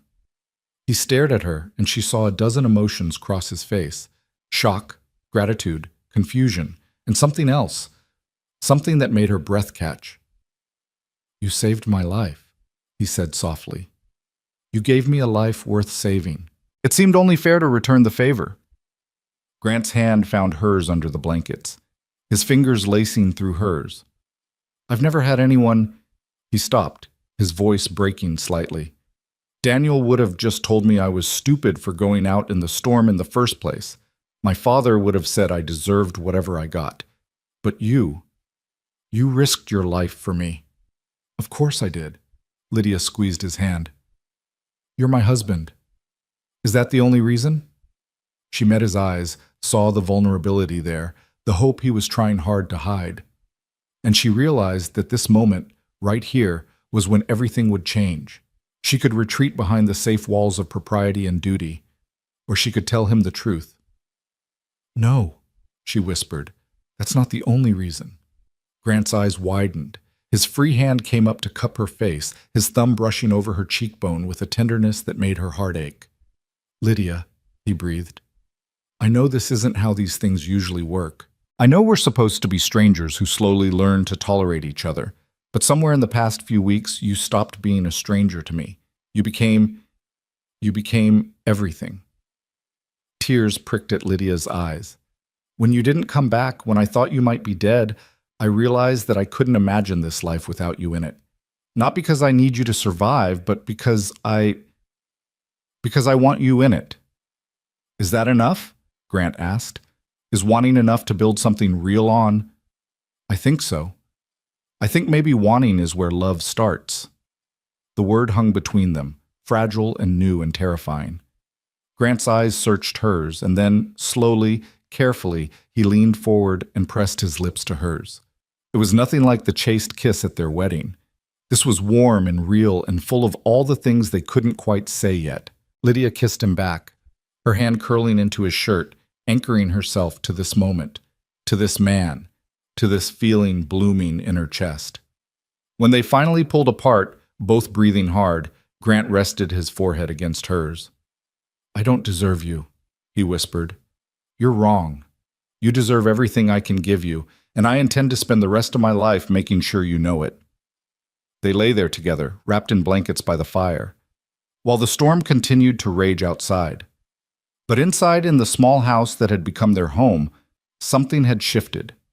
The careful distance they'd maintained had crumbled, and in its place was something raw and real and worth fighting for.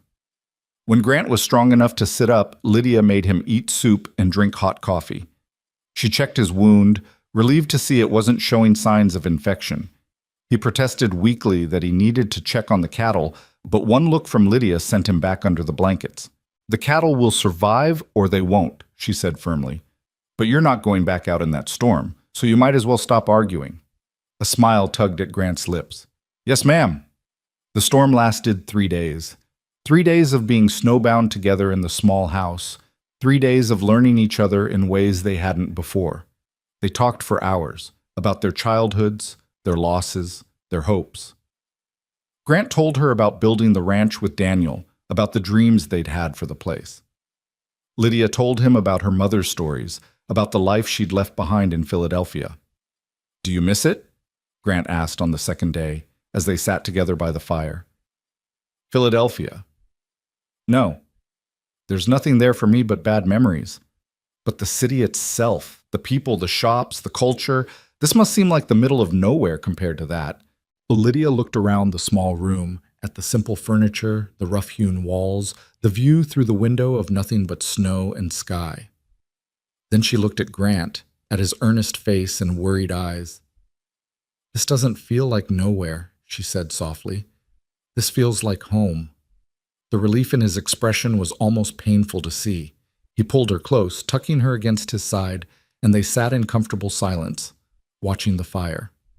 On the third night, when the storm finally began to ease, Grant said, "I've been thinking." "About what?" "About sleeping arrangements." Lydia's heart skipped. "Oh?" "You've spent the past 3 nights on the floor next to me, making sure I didn't develop a fever, or worse. You must be exhausted, and I—" He paused, clearly struggling for words.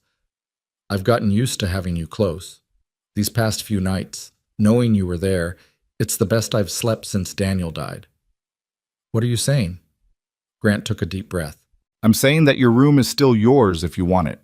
You can have all the space you need, but if you wanted, if you were willing, I'd like you to share my bed. Not because I expect anything," he added quickly, color rising in his cheeks. "Just to sleep, to be close. Would that be all right?" Lydia thought about her small room, which she'd appreciated for the privacy and safety it represented. But she thought too about these past 3 nights, about the comfort of Grant's steady breathing beside her, about the way his presence made her feel safe in a way she'd never felt before. "I think I'd like that," she said. That night, Lydia moved her few belongings into Grant's room. It was larger than hers, with a bigger bed and a window that looked out toward the mountains. Grant had clearly cleaned it obsessively before her arrival. There wasn't a speck of dust anywhere. They lay down together, both stiff and awkward at first, careful not to touch. But slowly, naturally, they drifted closer. Grant's arm came around her waist. Lydia's head found the hollow of his shoulder. And they fell asleep that way. 2 people who had been strangers a month ago, now tangled together like they'd been doing it all their lives. When morning came and the storm had finally blown itself out, they woke to a world transformed. Snow had buried everything, the fences, the pathways, half the barn. It would take days to dig out. But Grant was alive, Lydia was alive, and they were together. Grant insisted on checking the cattle despite Lydia's protests, but she went with him this time, helping him break through the snowdrifts. They'd lost 2 head to the storm, which hurt, but the rest had survived by huddling together in the windbreak Grant had driven them to. As they stood in the brilliant sunshine, surveying the damage and the beauty of the snow-covered valley, Grant said, "I should have listened to you." "About what?" "About being careful. About not taking stupid risks. If you hadn't come after me." He trailed off, his jaw tightening. "But I did. And you're fine. We're both fine. Because of you." He turned to her, taking both her hands in his. "I've been alone for so long, Lydia. I forgot what it was like to have someone who cared if I lived or died. Someone who'd risk everything to save me." "You did the same for me," Lydia pointed out. "You gave me a home when I had nowhere to go. You gave me hope when I thought I'd lost it forever. You saved me, Grant. I just returned the favor." "Is that what we do then? Save each other?" Lydia smiled. "I think that's exactly what we do." Grant pulled her close, wrapping her in his arms, and Lydia leaned into his warmth. Around them, the world was white and silent and beautiful, and for the first time in her life, she felt like she belonged somewhere. Not just to a place, but to a person. They spent the rest of the day digging out, working side by side in the cold but brilliant sunshine. That evening, exhausted and aching, they collapsed together on the bed they now shared. Grant ran his fingers through Lydia's hair, gently working out the tangles. "Tell me about your mother," he said softly. "What was she like?" So Lydia told him about her mother's laugh, about the way she'd sung while doing housework, about her kindness and her strength. And when she was done, Grant told her about his own mother, about Daniel, about all the people they'd loved and lost. They shared their grief like they'd shared the blankets during the storm, wrapping it around both of them, making it something they could carry together instead of alone. "I wish they could have met you," Grant said, his voice rough with emotion. "Daniel especially. He would have liked you. He always said I needed someone who could match my stubborn streak." "I wish I could have met them too. Your mother sounds like she was wonderful." She was. She used to say that the measure of a person wasn't in what they had, but in what they'd give up for the people they loved. Grant's arms tightened around Lydia. "You nearly gave up your life for me. I don't know how to thank you for that." "You don't have to thank me. You just have to promise me you'll be more careful from now on." "I promise, no more going out in storms alone, no more taking stupid risks." He pressed a kiss to the top of her head. "No more doing anything that might take me away from you." Lydia tilted her head back to look at him. "Grant?" "Yes?" "I think I'm falling in love with you." She felt him go very still, then his hand cupped her face, tilting it up so he could see her eyes in the firelight. "You think?" he asked, his voice barely a whisper. "No, I know I'm falling in love with you." The smile that spread across Grant's face was like sunrise, slow and warm and beautiful.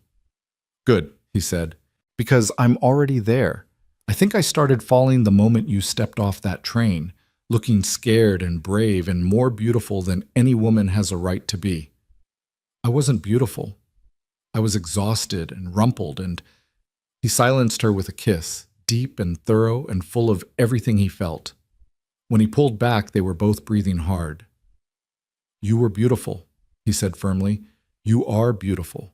And somehow, impossibly, you're mine." "And you're mine," Lydia whispered back.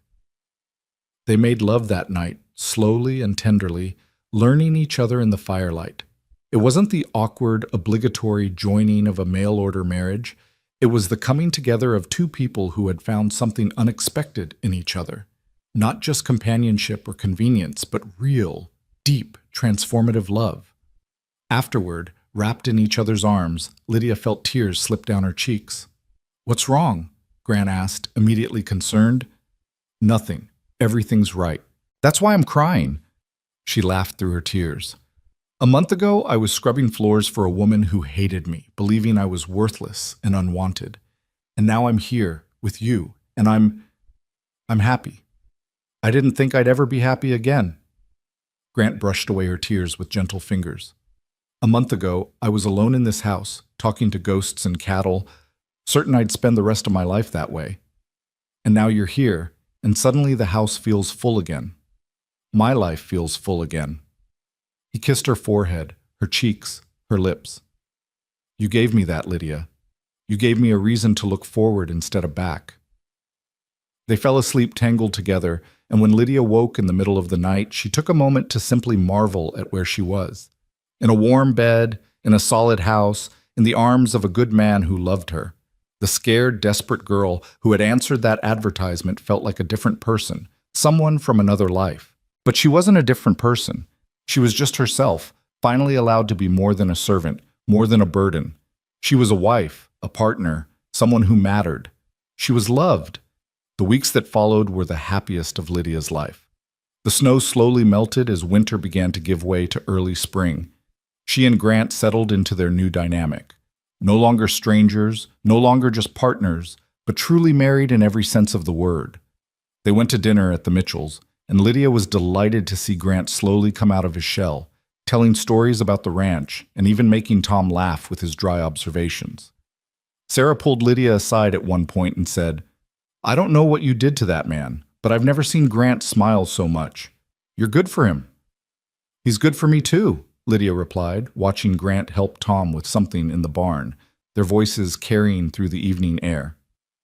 That's how it should be, Sarah said, patting her swollen belly. That's how you know it's real. On the ride home, Grant said, that wasn't as terrible as I thought it would be. Lydia laughed. High praise indeed. I mean it. Tom's a good man, and Sarah's, well, she talks a lot, but she's kind. I'm glad you have a friend here. We have friends here, Lydia corrected. They're your friends, too. Grant smiled and took her hand. Our friends, then. As spring advanced, Lydia threw herself into making the ranch house truly feel like home. She planted herbs by the kitchen door, rosemary, thyme, sage.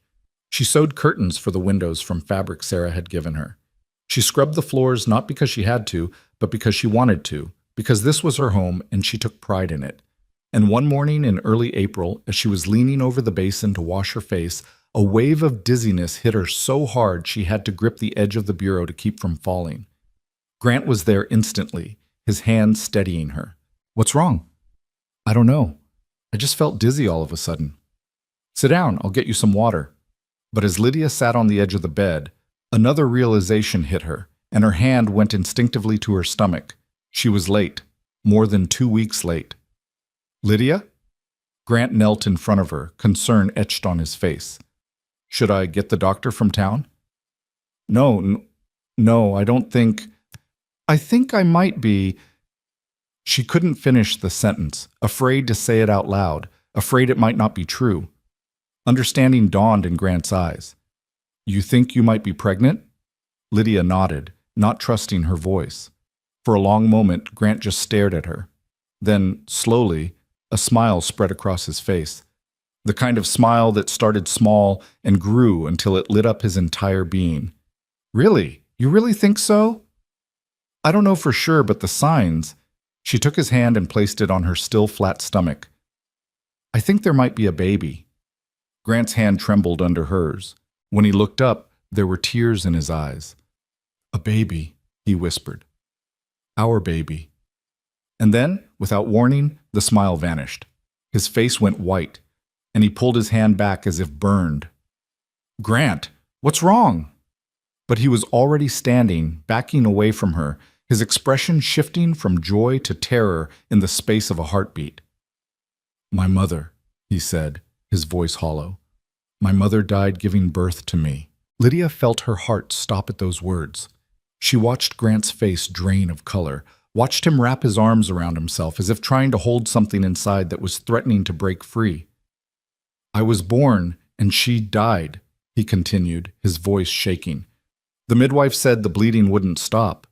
My father held me once, then handed me to a neighbor and didn't look at me again for 3 days. He blamed me for her death. Maybe he was right to. Grant, no. I killed her, Lydia, my own mother, and now you're... He couldn't finish, his hands clenching into fists at his sides. What if the same thing happens to you? What if I lose you? Lydia stood on unsteady legs and crossed to him, taking his face in her hands and forcing him to look at her. Listen to me. Your mother's death was not your fault. You were a baby. Babies don't kill their mothers. Sometimes childbirth is just dangerous and terrible things happen. But what if the sun doesn't rise tomorrow? What if the ranch burns down? What if 1,000 other terrible things happen? She kept her voice steady, even though her own fear was rising to meet his. We can't live our lives afraid of what might happen, Grant. We can only deal with what is happening. And what is happening is that you're pregnant with my child, and you could die because of it.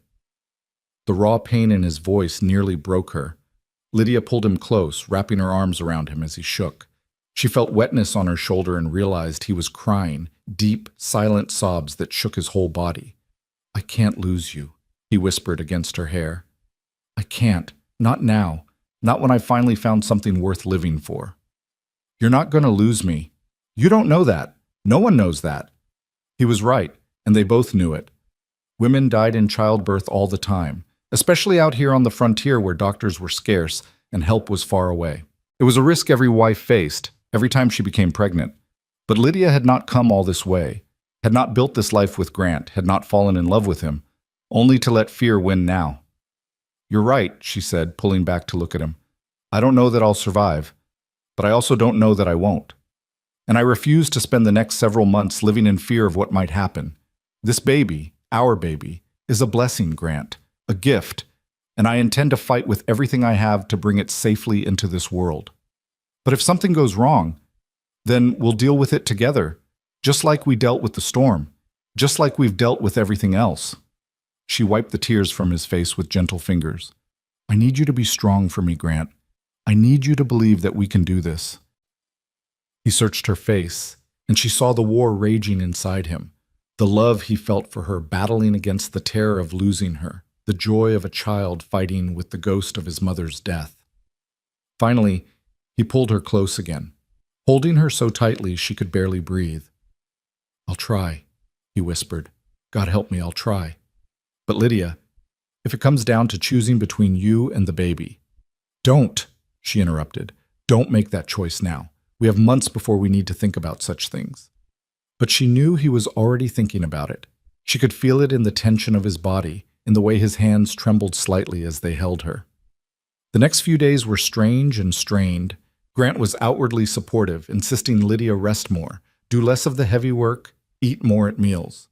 But there was a shadow in his eyes that hadn't been there before, a careful distance that broke Lydia's heart. He was terrified, and he was already preparing himself to lose her. One evening, as they sat by the fire in silence, Grant pretending to read, Lydia pretending to sew, she finally couldn't take it anymore. Talk to me, she said. He looked up from his book. I am talking to you. No, you're being polite to me. There's a difference. Ever since we found out about the baby, you've been treating me like I'm made of glass, like I'm already dying. Grant flinched. That's not true. Isn't it? You barely touch me anymore. You watch me like you're memorizing my face. You wake up in the middle of the night and I can feel you staring at me, checking to make sure I'm still breathing. Her voice broke. You're already mourning me, Grant, and I'm still here. He set down his book with shaking hands. I'm trying to prepare myself. For what? For the worst, for losing you. Because if I let myself hope, if I let myself believe that everything will be fine and then it's not. He stood abruptly and walked to the window, his back to her. I love my mother even though I never knew her. I love Daniel with everything in me. And when he died, it nearly destroyed me. But you, Lydia, losing you would finish the job. So instead you're going to spend the next several months pushing me away, building walls between us so it hurts less when I die? I don't know what else to do. The words exploded out of him. I don't know how to be happy about this baby when I'm terrified it's going to kill you. I don't know how to be the supportive husband you need when every time I look at you, all I can see is my mother bleeding to death while my father screamed for help that came too late. Lydia set aside her sewing and went to him, wrapping her arms around him from behind. She felt him stiffen, then slowly relax into her embrace. I'm scared too, she admitted quietly. I'd be foolish not to be. But I'm also happy, Grant. Terrified and happy at the same time. Because we're going to have a baby. A child who's half you and half me. A child who might have your eyes and my mother's smile. A child who will grow up in this beautiful place with parents who love them and each other. If you survive. When I survive, she corrected firmly. I'm strong, Grant. Stronger than you think. I survived my mother's death. I survived 6 years with Aunt Margaret.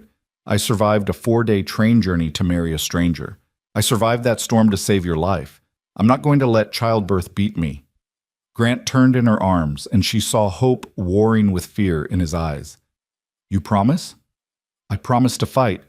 I promise to do everything in my power to come through this safely. That's all I can promise. He pulled her close, burying his face in her hair. It has to be enough, he whispered. It has to be. Over the following weeks, Grant slowly emerged from his fear, though Lydia could see him still struggling with it. He threw himself into preparing for the baby with an almost manic energy, building a cradle out of smooth pine wood, adding a room onto the house for the nursery, stockpiling supplies in case they got snowed in when the baby came. Grant, the baby isn't due until November, Lydia pointed out one day as he hauled in yet another load of firewood. That's 7 months away. I know, but I want to be ready. I want everything to be perfect. What he meant, Lydia understood, was that he wanted to control what he could, since he couldn't control whether she lived or died. She tried to be patient with him, but it was exhausting being treated like an invalid when she felt perfectly fine. The morning sickness passed after a few weeks, and aside from being tired more easily, she felt healthy and strong. One afternoon in late May, Sarah Mitchell came to visit, her own belly huge and round. She was due any day now. She took one look at Grant hovering anxiously while Lydia tried to hang laundry and shook her head. "Grant Mercer, go find something to do that's not watching your wife like she's about to shatter. I'm just helping. You're smothering her is what you're doing. Now go on. Lydia and I need to talk woman things, and you'll just be in the way." Grant looked torn between relief at being dismissed and reluctance to leave Lydia alone. Lydia gave him an encouraging nod, and he finally trudged off toward the barn. "Men," Sarah said, shaking her head as she lowered herself carefully onto the porch bench. "They go to pieces when their wives are expecting. Tom was the same way with our first. Wouldn't let me lift anything heavier than a spoon." "Grant's terrified I'm going to die," Lydia said quietly. "His mother died giving birth to him." "Ah." Sarah's expression softened with understanding. "That explains it. Poor man. And poor you, having to deal with his fear on top of your own." I am scared," Lydia admitted, "but I'm trying not to let it consume me. Grant's doing enough of that for both of us." "Well, let me ease your mind a little. I've had 3 babies, and I'm about to have a 4th. It's not easy, and it's not painless, but it's not the death sentence men seem to think it is. Most women come through it just fine." "Most isn't all." "No," Sarah agreed. "But living isn't guaranteed for any of us. You could get kicked by a horse tomorrow, or catch pneumonia, or any number of things. We can't live in fear of dying, or we'll never really live at all." Lydia felt tears prick her eyes. "That's what I keep trying to tell Grant." "Then keep telling him. And in the meantime, let him build his cradles and stockpile his firewood. It makes him feel like he's doing something useful. Just don't let him wrap you in cotton and put you on a shelf." They talked for hours that afternoon, about pregnancy, about childbirth, about what to expect and how to prepare. Sarah's frank, practical approach to the whole thing made Lydia feel better than all of Grant's anxious hovering ever could. "The most important thing," Sarah said as she prepared to leave, "is to have someone with you who knows what they're doing. A good midwife can make all the difference. There's a woman about 15 miles from here, Mary Two Feathers. She's Arapaho, and she's delivered more babies than anyone in 3 counties. She helped me with my last 2, and I swear by her. Do you think she'd come help me? I'm sure of it, especially if you send for her ahead of time. She lives with her grandson in a small cabin near Copper Creek. I'll draw you a map." When Grant came in that evening, Lydia told him about Mary Two Feathers. "I've met her," Grant said, surprising Lydia. "Her grandson's horse went lame about 2 years ago, and I helped them get it home. Good people. If Sarah trusts her, that's good enough for me. I'd like to send her a message. Let her know when the baby's expected and ask if she'd be willing to help. I'll ride out there tomorrow." "Grant, it's a 15-mile ride. I'll ride out there tomorrow," he repeated firmly. "If it means you'll have someone who knows what they're doing when the time comes, I'll ride 100 miles. True to his word, Grant left at dawn the next morning. He returned late that evening with good news. Mary Two Feathers had agreed to come when Lydia's time arrived, provided they sent word at least a few days in advance if possible. She also said, Grant added, looking uncomfortable, that women carrying their first child should walk a lot in the later months. It helps with the birth, so you should keep active, not rest all the time like I've been making you do. Lydia hid a smile. I'll do my best. As spring turned to summer, Lydia's belly began to swell in earnest. She felt the baby move for the first time in June, a flutter like butterfly wings that made her gasp and press her hand to her stomach. "Grant!" she called, and he was there instantly, anxiety written all over his face. "What's wrong?" "Nothing's wrong. Give me your hand." She placed his palm on her belly and waited. A moment later, the baby moved again, and Grant's eyes went wide. That was the baby." He stared at her stomach in wonder, his whole face transforming. "Our baby." "Our baby," Lydia confirmed. Grant sank to his knees in front of her, pressing his forehead against her belly. Lydia ran her fingers through his hair, feeling the tension drain out of him for the first time in weeks. "I want this," he whispered. "God help me. I want this baby so much." I just want you more. Then have faith that you can have both. Over the following months, as Lydia's belly grew rounder and the baby's movements grew stronger, something shifted in Grant. He was still worried. She could see it in the way he watched her, in the preparations he continued to make, but there was joy there too now. Joy in feeling the baby kick, joy in building the cradle and the small wooden toys he carved by firelight, joy in placing his hand on Lydia's belly and talking to the child growing inside her. "You're going to love it here," he told her stomach one evening in late summer. "The mountains, the sky, the space to run and play. Your mother and I will teach you everything, how to ride a horse, how to read, how to be kind and strong." "And stubborn," Lydia added with a smile. "Between the two of us, this child doesn't stand a chance of being anything but stubborn." Grant laughed and kissed her belly, then her lips. "I love you," he said. "Both of you." "We love you too." In September, news came that Sarah Mitchell had safely delivered a baby boy. Grant and Lydia visited a week later, and Lydia held the tiny infant with a mixture of wonder and terror. "He's so small," she whispered. "You were that small once," Sarah said, looking exhausted but radiant. "So was Grant, believe it or not." "I don't believe it," Lydia said, looking at her large husband. The visit reassured Grant somewhat. Sarah had come through the birth healthy and strong, and the baby was thriving. Maybe, his eyes seemed to say, maybe it would be all right. But as October arrived and Lydia's due date drew nearer, Grant's anxiety returned with a vengeance. He barely slept, starting at every sound Lydia made. He rode to Mary Two Feathers' cabin twice to confirm she would come, bringing gifts of dried meat and flour to ensure her goodwill. "Grant, you're going to wear yourself out," Lydia said one evening as he paced the main room for the 100th time. "I can't help it. What if the baby comes early?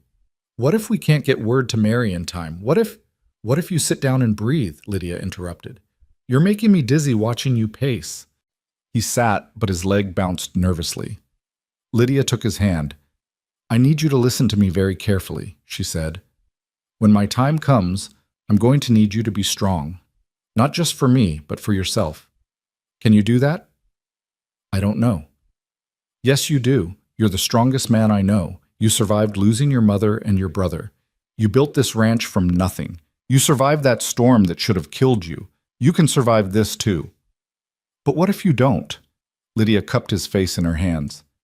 "Then you'll survive that as well, because that's what you do. You survive, you keep going, and you'll raise our child and tell them about their mother who loved them so much she wasn't afraid to bring them into the world." Tears streamed down Grant's face. "I don't want to raise them alone. I want to raise them with you." "Then believe it's possible. Believe in me the way I believe in you." He pulled her close, and they sat that way for a long time, holding each other against the fear of what was to come. The first contractions started on a cold morning in early November, almost 2 weeks before the baby was due. Lydia woke before dawn with a tightening across her belly that made her catch her breath. She lay still, waiting, and 15 minutes later it came again. Labor. She was in labor. Grant woke to find her breathing through a contraction, and his face went white. "It's happening! It's happening," Lydia confirmed. "You need to ride for Mary now." "I can't leave you alone." "Grant!" She gripped his hand hard as another contraction rolled through her. "I'll be fine for a few hours, but if you don't go now, she might not get here in time. Please." He was torn. She could see it, but finally he nodded. "I'll ride as fast as I can. Don't—" He stopped, struggling for words. "Don't do anything until I get back." Despite the pain, Lydia smiled. "I'll try to keep this baby in, but I can't make any promises." Grant kissed her fiercely, then was gone, his footsteps thundering down the porch steps and toward the barn.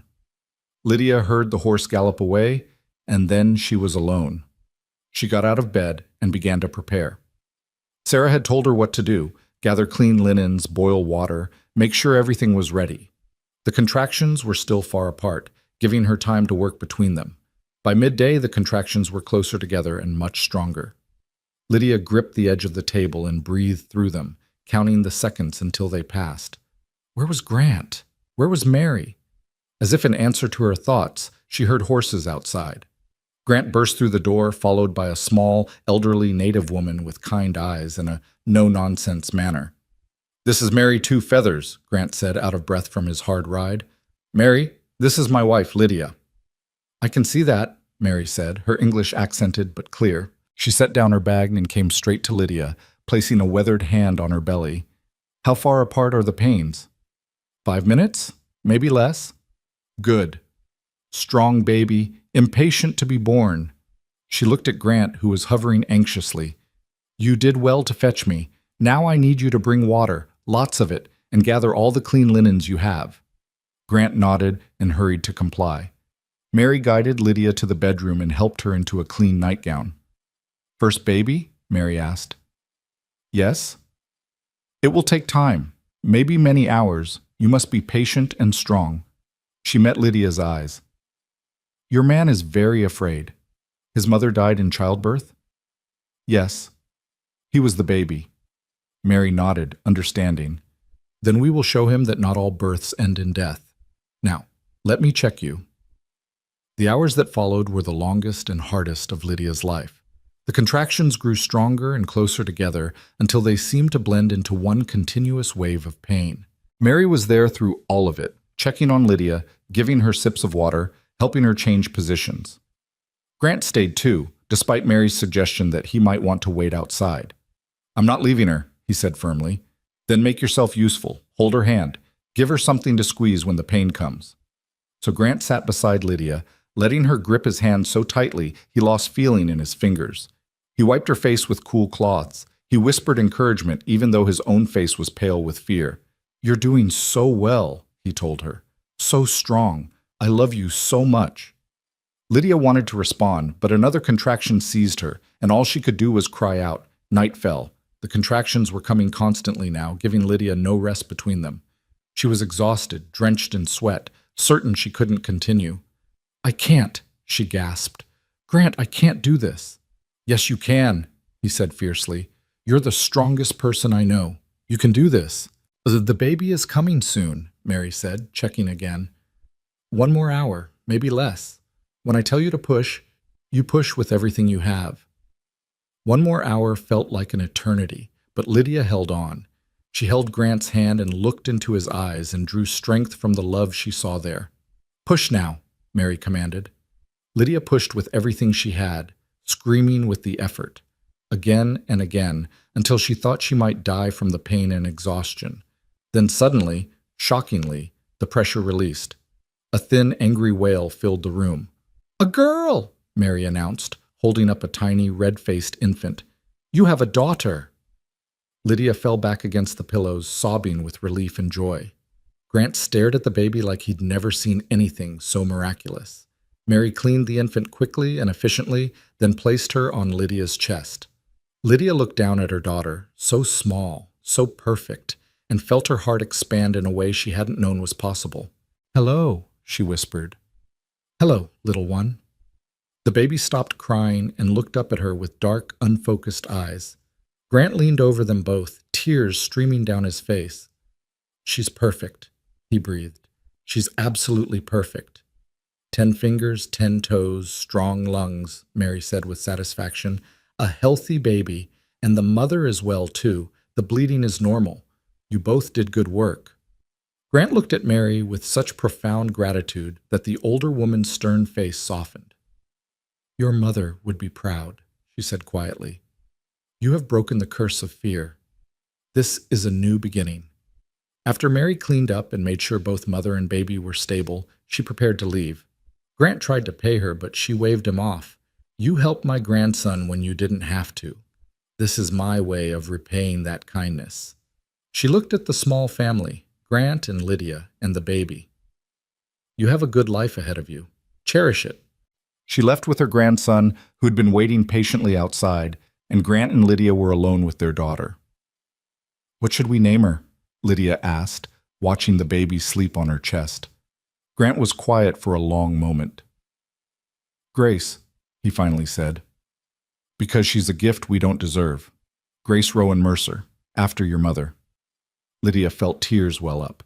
It's perfect. They lay there together, Grant, Lydia, and baby Grace, as the night deepened around them. Outside, the first snow of winter was beginning to fall, but inside the small house, Everything was warm and safe and full of love. "You did it," Grant whispered, his hand gently touching Grace's tiny head. "You kept your promise. You survived." "We survived," Lydia corrected. "All three of us." Grant kissed her forehead, then Grace's, his tears falling on both of them. "I was so afraid of losing you that I almost forgot to be grateful for having you. I won't make that mistake again." "Good, because we're going to be together for a very long time." "Promise?"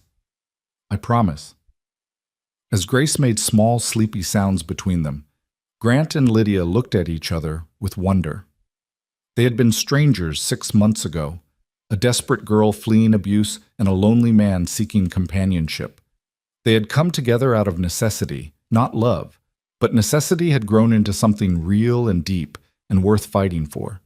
They had saved each other in more ways than one, from loneliness, from fear, from the ghosts of their pasts. And now they had created a future together, one that was sleeping peacefully on Lydia's chest. "Tell me about your mother," Grant said softly. "I want Grace to know about the woman she's named for." So Lydia told him stories late into the night, about Rowan, the kind-hearted, about her laugh and her strength and her love. And Grant listened, memorizing every word so he could tell them to Grace when she was older.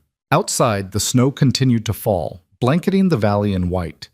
Inside, a family that had been built from hope and desperation and love settled in for their first night together, whole and safe and finally home.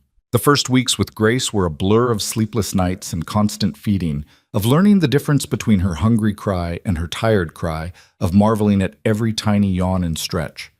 Lydia was exhausted in a way she'd never been before, but it was a good exhaustion, the kind that came from pouring yourself into something precious and worthwhile. Grant was transformed. The man who had been so terrified of losing Lydia was now utterly devoted to both his wife and daughter. He changed diapers without complaint, walked the floors with Grace when she was fussy, sang her silly songs in his deep, rumbling voice that somehow always calmed her. "You're a natural," Lydia said one evening, watching him rock Grace to sleep. "I'm terrified every second that I'm doing something wrong," Grant admitted. "But I love her so much it hurts. Is that normal?" "I think that's exactly what being a parent is." As December arrived and the snow deepened around the ranch, they settled into a rhythm. Lydia nursed Grace while Grant handled the outdoor chores. Then he would take the baby so Lydia could rest or cook or simply sit by the fire and remember what it felt like to have two free hands. One particularly cold afternoon, there was a knock at the door. Grant opened it to find Sarah Mitchell standing there with a basket, her own baby bundled against her chest. "I know it's freezing, but I had to come see this miracle baby I've been hearing about," Sarah said, stamping snow off her boots. "Tom told me you rode like a demon to fetch Mary 2 feathers. Said he'd never seen anyone push a horse that hard." "I would have ridden through hell itself if it meant keeping Lydia safe," Grant said simply, taking Sarah's coat. Sarah's eyes softened as she looked at him. "You know, when you first placed that advertisement, people in town said you were foolish. Said no decent woman would answer it, that you'd either get no response or end up with someone looking to take advantage of you." "They were wrong," Grant said, glancing at Lydia. "They were very wrong. You got exactly what you asked for, someone with a heart that wished to be loved." Sarah smiled. "And I'd say you kept your end of the bargain, too. I've never seen two people more devoted to each other." Over tea, Sarah told them about life with 4 children, about the chaos and the joy and the constant exhaustion. She admired Grace, pronounced her perfect, and gave Lydia advice on everything from teething to diaper rash. "The hardest part," Sarah said as she prepared to leave, "is remembering that you're still a wife and not just a mother. It's easy to pour everything into the baby and forget about each other. Don't make that mistake." After she left, Lydia thought about those words. It was true that all her energy had been focused on Grace. She and Grant still slept in the same bed, but they were so exhausted they simply collapsed into it each night. They hadn't really talked, hadn't connected the way they used to. That evening, after Grace was finally asleep in her cradle, Lydia found Grant sitting by the fire staring into the flames. "What are you thinking about?" she asked, settling beside him. "How different everything is from a year ago.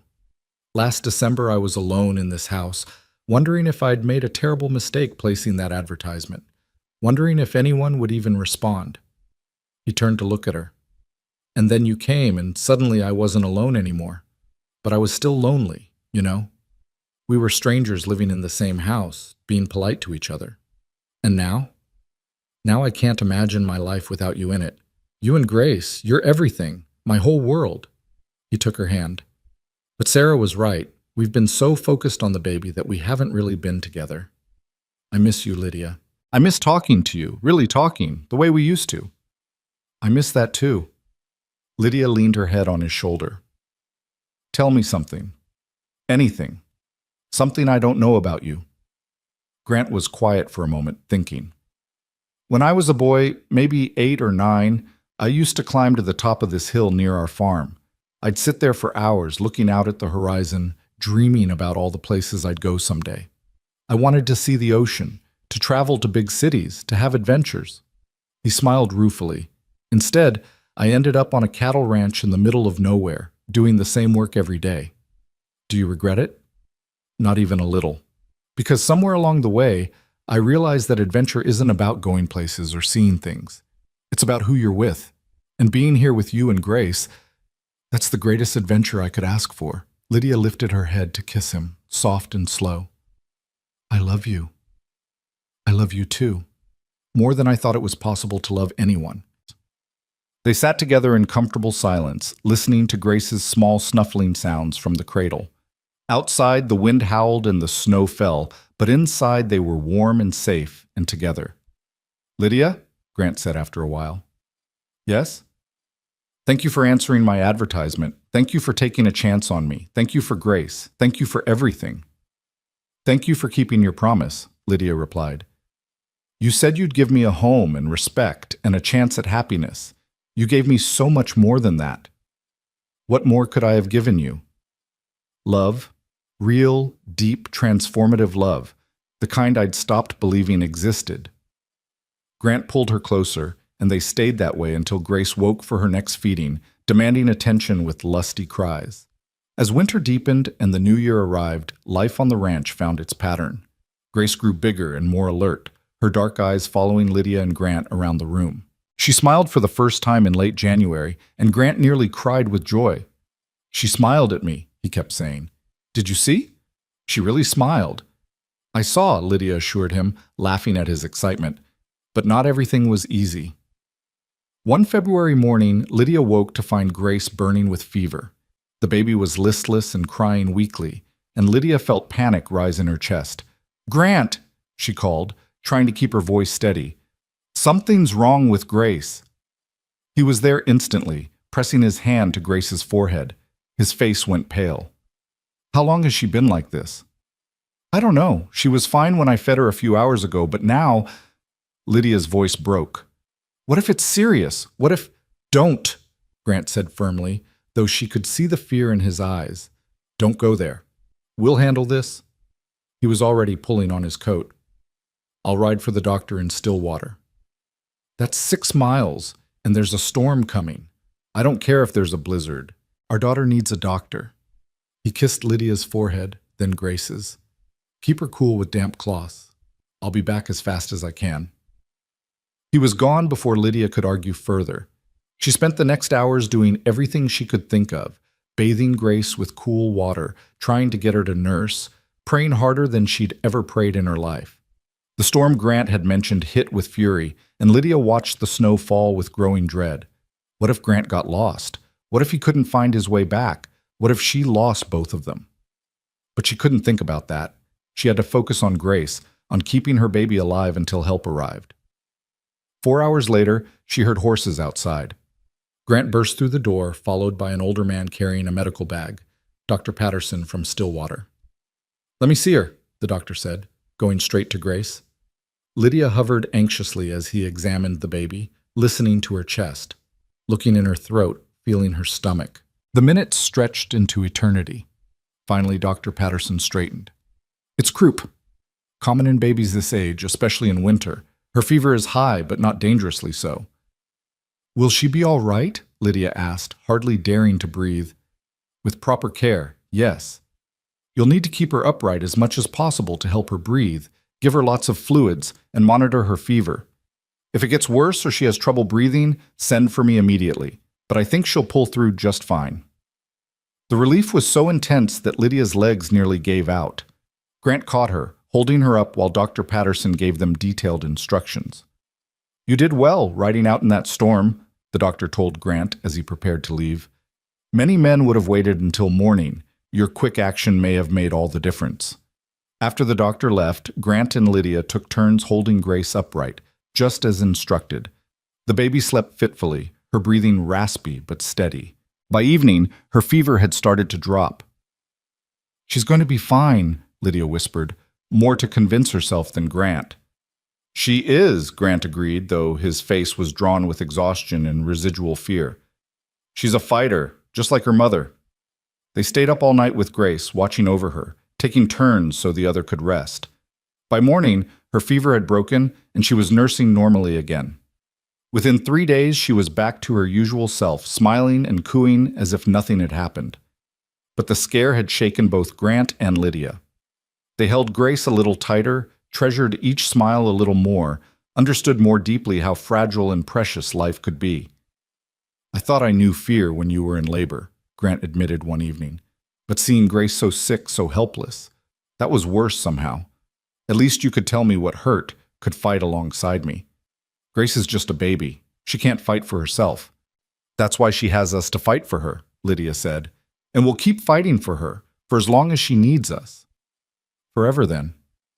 "Forever," Lydia agreed. As spring arrived and the snow melted, revealing the valley in all its green glory, Grace continued to thrive. She laughed now, a bubbling sound that filled the house with joy. She was fascinated by everything: the chickens scratching in the yard, the way sunlight moved across the floor, her own tiny hands. Grant built her a small swing on the porch, and Lydia would sit there for hours, gently pushing Grace while telling her stories about her grandmother Rowan, about Ireland and Philadelphia, and all the places Lydia had been before finding her way here. "Your grandmother was brave," Lydia told her daughter. "She crossed an ocean all alone to build a better life. And my mother was brave too. She raised me with nothing but love and hope, even when times were hard. You come from a long line of strong women, Grace. Don't you ever forget that." Grace gurgled happily, reaching for a butterfly that floated past. One warm May afternoon, Tom and Sarah Mitchell came to visit with all 4 of their children. The adults sat on the porch while the children played in the yard, their laughter filling the air. "I have news," Sarah announced. "We're expecting again. Number 5. Lydia's eyes widened. "Sarah, that's wonderful. When?" "Late November, if I'm counting right." Sarah patted her still flat stomach. "I swore after the last one that we were done, but apparently God had other plans." "How do you do it?" Lydia asked. 4 children, soon to be 5, plus running a ranch? I'm exhausted with just one baby." Sarah laughed. "You get used to the exhaustion. It becomes your new normal. And honestly, the older ones help with the younger ones. It gets easier in some ways, harder in others." "Do you think you'll have more?" Tom asked Grant, his tone teasing. Grant glanced at Lydia, and she saw the question in his eyes. They hadn't talked about it yet. Grace was only 6 months old, but the thought had crossed Lydia's mind more than once. "Maybe," she said. "Someday. When Grace is older and we're ready." "Well, whenever you decide, at least you know you can do it," Sarah said. "You survived the first one, which is the scariest. The rest are just variations on a theme." After the Mitchells left, Grant helped Lydia clean up from their visit. Grace was napping in her cradle, giving them a rare moment of quiet. "Would you want more children?" Grant asked, echoing the earlier conversation. "I think so. Not right away, but eventually. Would you?" "I'd love to fill this house with children," Grant admitted. "Brothers and sisters for Grace, a whole family. But only if you want it too. I won't put you through that again if you don't want to." Lydia thought about the labor, about the pain, and the fear, and the exhaustion. But she thought too about holding Grace for the first time, about the overwhelming love she'd felt, about how that love had only grown stronger every day since. "I want it," she said. "Not now, but someday. I want Grace to have siblings. I want to fill this house with love and laughter and chaos." Grant pulled her close, kissing the top of her head. Then that's what we'll do. We'll build the family we both always wanted but never thought we'd have. Summer brought hard work as they prepared for the coming winter. Grant taught Lydia more about ranch management, showing her how to keep the books, how to judge cattle health, how to make decisions about when to buy and sell. She was a quick learner, and he came to rely on her judgment as much as his own. We're partners, he told her one evening as they reviewed the accounts together. In everything. I don't want you to just be my wife. I want you to be my equal in running this ranch.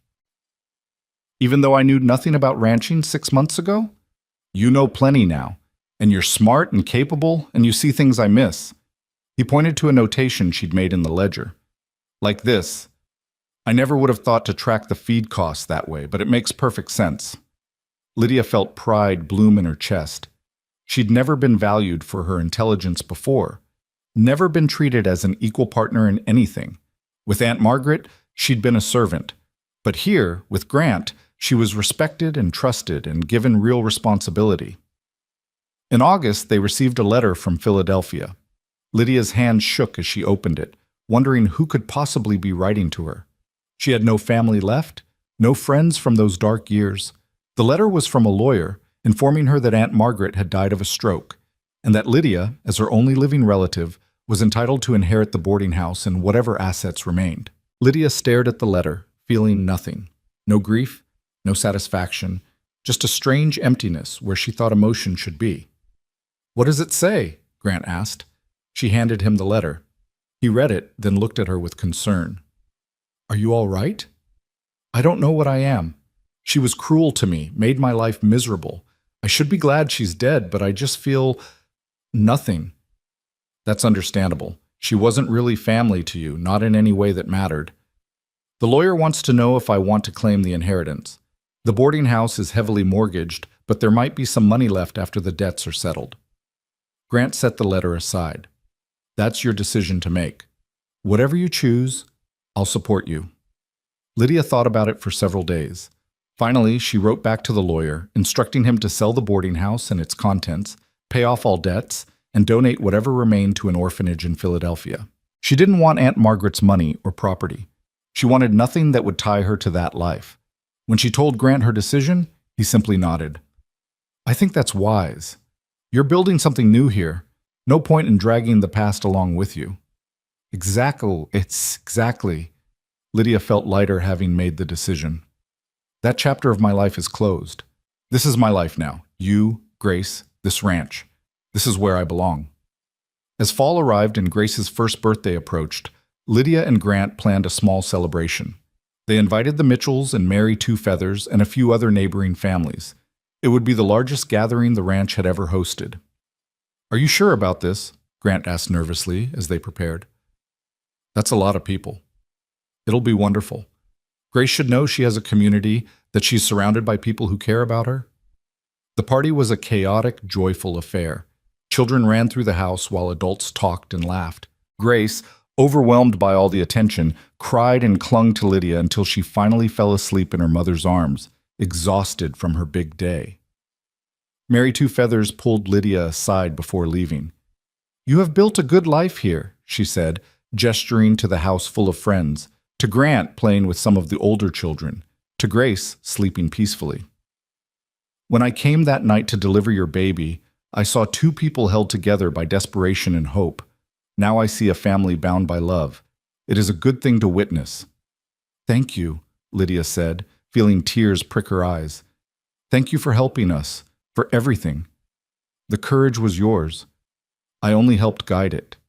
Mary squeezed Lydia's hand. Your daughter will grow strong here. She is blessed to have parents who love each other as you do. After everyone left and the house was quiet again, Grant and Lydia stood on the porch, watching the sun set behind the mountains. Grace slept in Grant's arms, her tiny hand curled against his chest. A year ago today, she didn't exist, Grant marveled. Our daughter was just a possibility, a hope. And now she's here, real and perfect, and ours. A year and a month ago, we were strangers, Lydia added, standing on a train platform, scared and uncertain, having no idea what the future would hold. Do you ever regret it? Answering that advertisement, coming here, marrying me? Lydia looked at her husband, this good, kind, strong man who had given her everything she'd ever wanted and things she hadn't even known to hope for. She looked at their daughter, sleeping peacefully in his arms. She looked at the ranch house with its warm windows glowing in the twilight, at the mountains standing eternal in the distance, at the vast sky painted in shades of gold and purple. Never, she said firmly, not for a single second. This life, this family, this love, it's more than I ever dreamed possible. Grant shifted Grace to one arm so he could pull Lydia close with the other. I placed that advertisement asking for someone with a heart that wished to be loved. But what I found was so much more than that. I found my best friend, my partner, the love of my life. I found you. And I found home, Lydia whispered. Not just a place, but a person. You're my home, Grant, you and Grace. They stood there as darkness fell, three people who had found each other against all odds, who had built something real and lasting from nothing but hope and determination. The mountains stood silent witness, as they had for millennia, as they would for millennia more. But tonight, in this small valley, in this modest ranch house, a family stood together, complete, content, and deeply, profoundly loved. 2 years later, Lydia gave birth to a son they named Daniel, after Grant's brother. The labor was easier this time, though no less intense, and Grant was calmer, his faith in Lydia's strength having been proven once already. Grace was enchanted by her baby brother, insisting on helping with everything from diaper changes to bath time. She sang to him the same silly songs Grant had sung to her, and Lydia's heart swelled watching her children together. "We're a family," Grace would announce proudly to anyone who would listen. "Mama and Papa and me and baby Daniel." "That's right," Lydia would agree, smoothing her daughter's dark hair. "We're a family." The ranch prospered. Grant's careful management and Lydia's sharp mind for numbers meant they slowly expanded, buying more land, increasing their herd. They hired help during the busy seasons, though Grant insisted on keeping the operation small enough that he could still be present for his children. "I won't be the kind of father mine was," he told Lydia. "I won't let work consume me so much that I miss watching them grow." And he didn't. He taught Grace to ride when she was 4, patient and encouraging as she learned. He carved toys for Daniel and read stories to both children every night, his deep voice bringing the words to life. On winter evenings, they would gather by the fire, Grant in his chair, Lydia sewing or knitting, Grace practicing her letters at the table, baby Daniel playing with wooden blocks. It was simple and ordinary and absolutely perfect. One such evening, when Grace was 5 and Daniel nearly 3, Grace looked up from her slate. "Mama, tell us the story." "Which story, sweetheart?" "The story of how you and Papa met. You promised you'd tell us when we were old enough." Lydia glanced at Grant, who smiled and nodded. Their children were old enough now to understand, at least in simple terms. "Well," Lydia began, setting aside her knitting, "once upon a time, there was a girl who was very sad and very lonely. She lived in a big city far away from here, and she didn't think she'd ever be happy again." "Why was she sad?" Grace asked. "Because she'd lost the people she loved most, and she was living with someone who was very unkind to her. But then one day, she saw an advertisement in the newspaper. A man who lived far away was looking for a wife." "That was Papa!" Grace exclaimed. "That's right. Your Papa had written that he wanted someone with a heart that wished to be loved, and when the girl read those words, she felt hope for the first time in a long time." Grant picked up the story. "And when this girl, who was very brave, even though she didn't know it yet, wrote to the man, he was so happy, because he was lonely too, living all by himself in this big house with no one to talk to but the cattle." "So what happened?" Daniel asked, even though he was too young to fully understand. "The girl got on a train and traveled for 4 whole days to come meet the man," Lydia continued. "She was scared because she didn't know if he would be kind or mean, if he would keep his promises or break them." "But Papa's not mean," Grace said confidently. "No, he's not. And when the girl, who was your mama, met your Papa, she saw that he was good and kind and honest. So they got married, even though they barely knew each other." "And then they fell in love?" Grace asked, romantic even at 5. Grant and Lydia exchanged a smile. "Not right away," Grant admitted. "At first we were both a little scared of each other. We were polite and careful, like two people dancing around each other, trying not to step on toes. But slowly, Lydia said, we started to see each other, really see each other. And we realized that we liked what we saw. Your papa was kind and strong and made me feel safe, and I tried to make him happy and take care of him. And then there was a big storm, Grant said, his voice growing serious. The worst storm I'd ever seen. I went out to take care of the animals, but I got hurt. And your mama, even though I'd told her to stay inside where it was safe, she came out into that storm to find me. Was she scared? Grace asked, eyes wide. Terrified, Lydia admitted, but I was more scared of losing your papa than I was of the storm. So I found him in the snow and dragged him back to the house. Mama saved Papa's life, Grant said, pulling Lydia close. And that's when we both realized that what we had wasn't just a convenient arrangement. We really loved each other. And then they had me, Grace announced. Well, that came a little later, Lydia said, laughing. But yes, eventually we had you and then your brother, and now we're all here together. And we'll always be together, right? Grace asked, a hint of worry in her voice. Always, Grant promised. Your mama and I love each other very much, and we love you and Daniel more than anything in the whole world. We're a family, and families stick together. Satisfied, Grace returned to her letters while Daniel went back to his blocks. Lydia leaned against Grant's shoulder, and he wrapped his arm around her. That's not quite how I remember it, he whispered in her ear. Oh? What did I leave out? The part where I fell so hard for you I could barely think straight. The part where every time you smiled at me I felt like I could conquer the world. The part where I thanked God every single day that you answered my advertisement. I left those parts out because they're just for us, Lydia whispered back. Some things are too precious to share, even with our children. Grant kissed her temple. I love you, Lydia Mercer. Today, tomorrow, and every day after that until the end of time. I love you too. You kept your promise, you know. Which one? All of them. You promised me a home, and you gave me this beautiful ranch. You promised me respect, and you treat me as your equal partner in everything. You promised me kindness, and you've shown me more kindness than I ever knew existed. She turned to look at him. But most of all, you promised me a chance at happiness, and you gave me so much more than that. You gave me joy, purpose, a family. You gave me everything. You're everything I hoped for, Grant said, echoing the words he would say to her again and again over the years. More than I deserve. You're wrong about that last part, Lydia said, as she always did. You deserve all the happiness in the world, and I intend to spend the rest of my life making sure you have it. The fire crackled in the hearth. Outside, snow began to fall gently, blanketing the valley in white. Grace's pencil scratched across her slate as she practiced forming letters. Daniel hummed tunelessly to himself, lost in the simple pleasure of stacking blocks.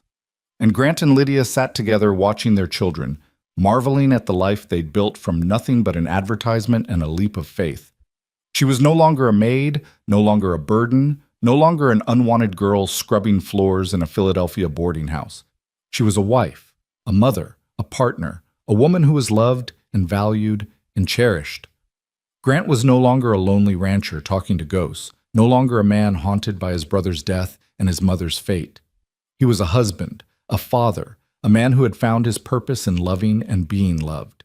They had saved each other in the most fundamental way, not from death or danger, though they'd done that too, but from loneliness and despair and the terrible belief that they were unworthy of love. And in saving each other, they had built something beautiful and lasting. Not a fairy tale with a perfect ending, but a real life with all its challenges and joys, its fears and triumphs, its ordinary moments of grace. This was their story, a story of courage and hope, of taking risks and reaping rewards, of love that grew slowly from the seeds of desperation into something strong enough to weather any storm. And as the snow continued to fall outside and the fire burned warm inside, as their children played and laughed and filled the house with life, Grant and Lydia held each other and knew, with absolute certainty, that they had found exactly what they'd been searching for. Not just a roof and a ring, but a love that was freely chosen, fiercely protected, and worth every risk they'd taken to find it. A love that would last a lifetime and echo through generations yet to come. A love that began with a simple advertisement and a desperate girl's hope, and grew into something neither of them could have imagined in their wildest dreams. This was home. This was family. This was love in its truest, deepest, most transformative form. And it was theirs, now and forever.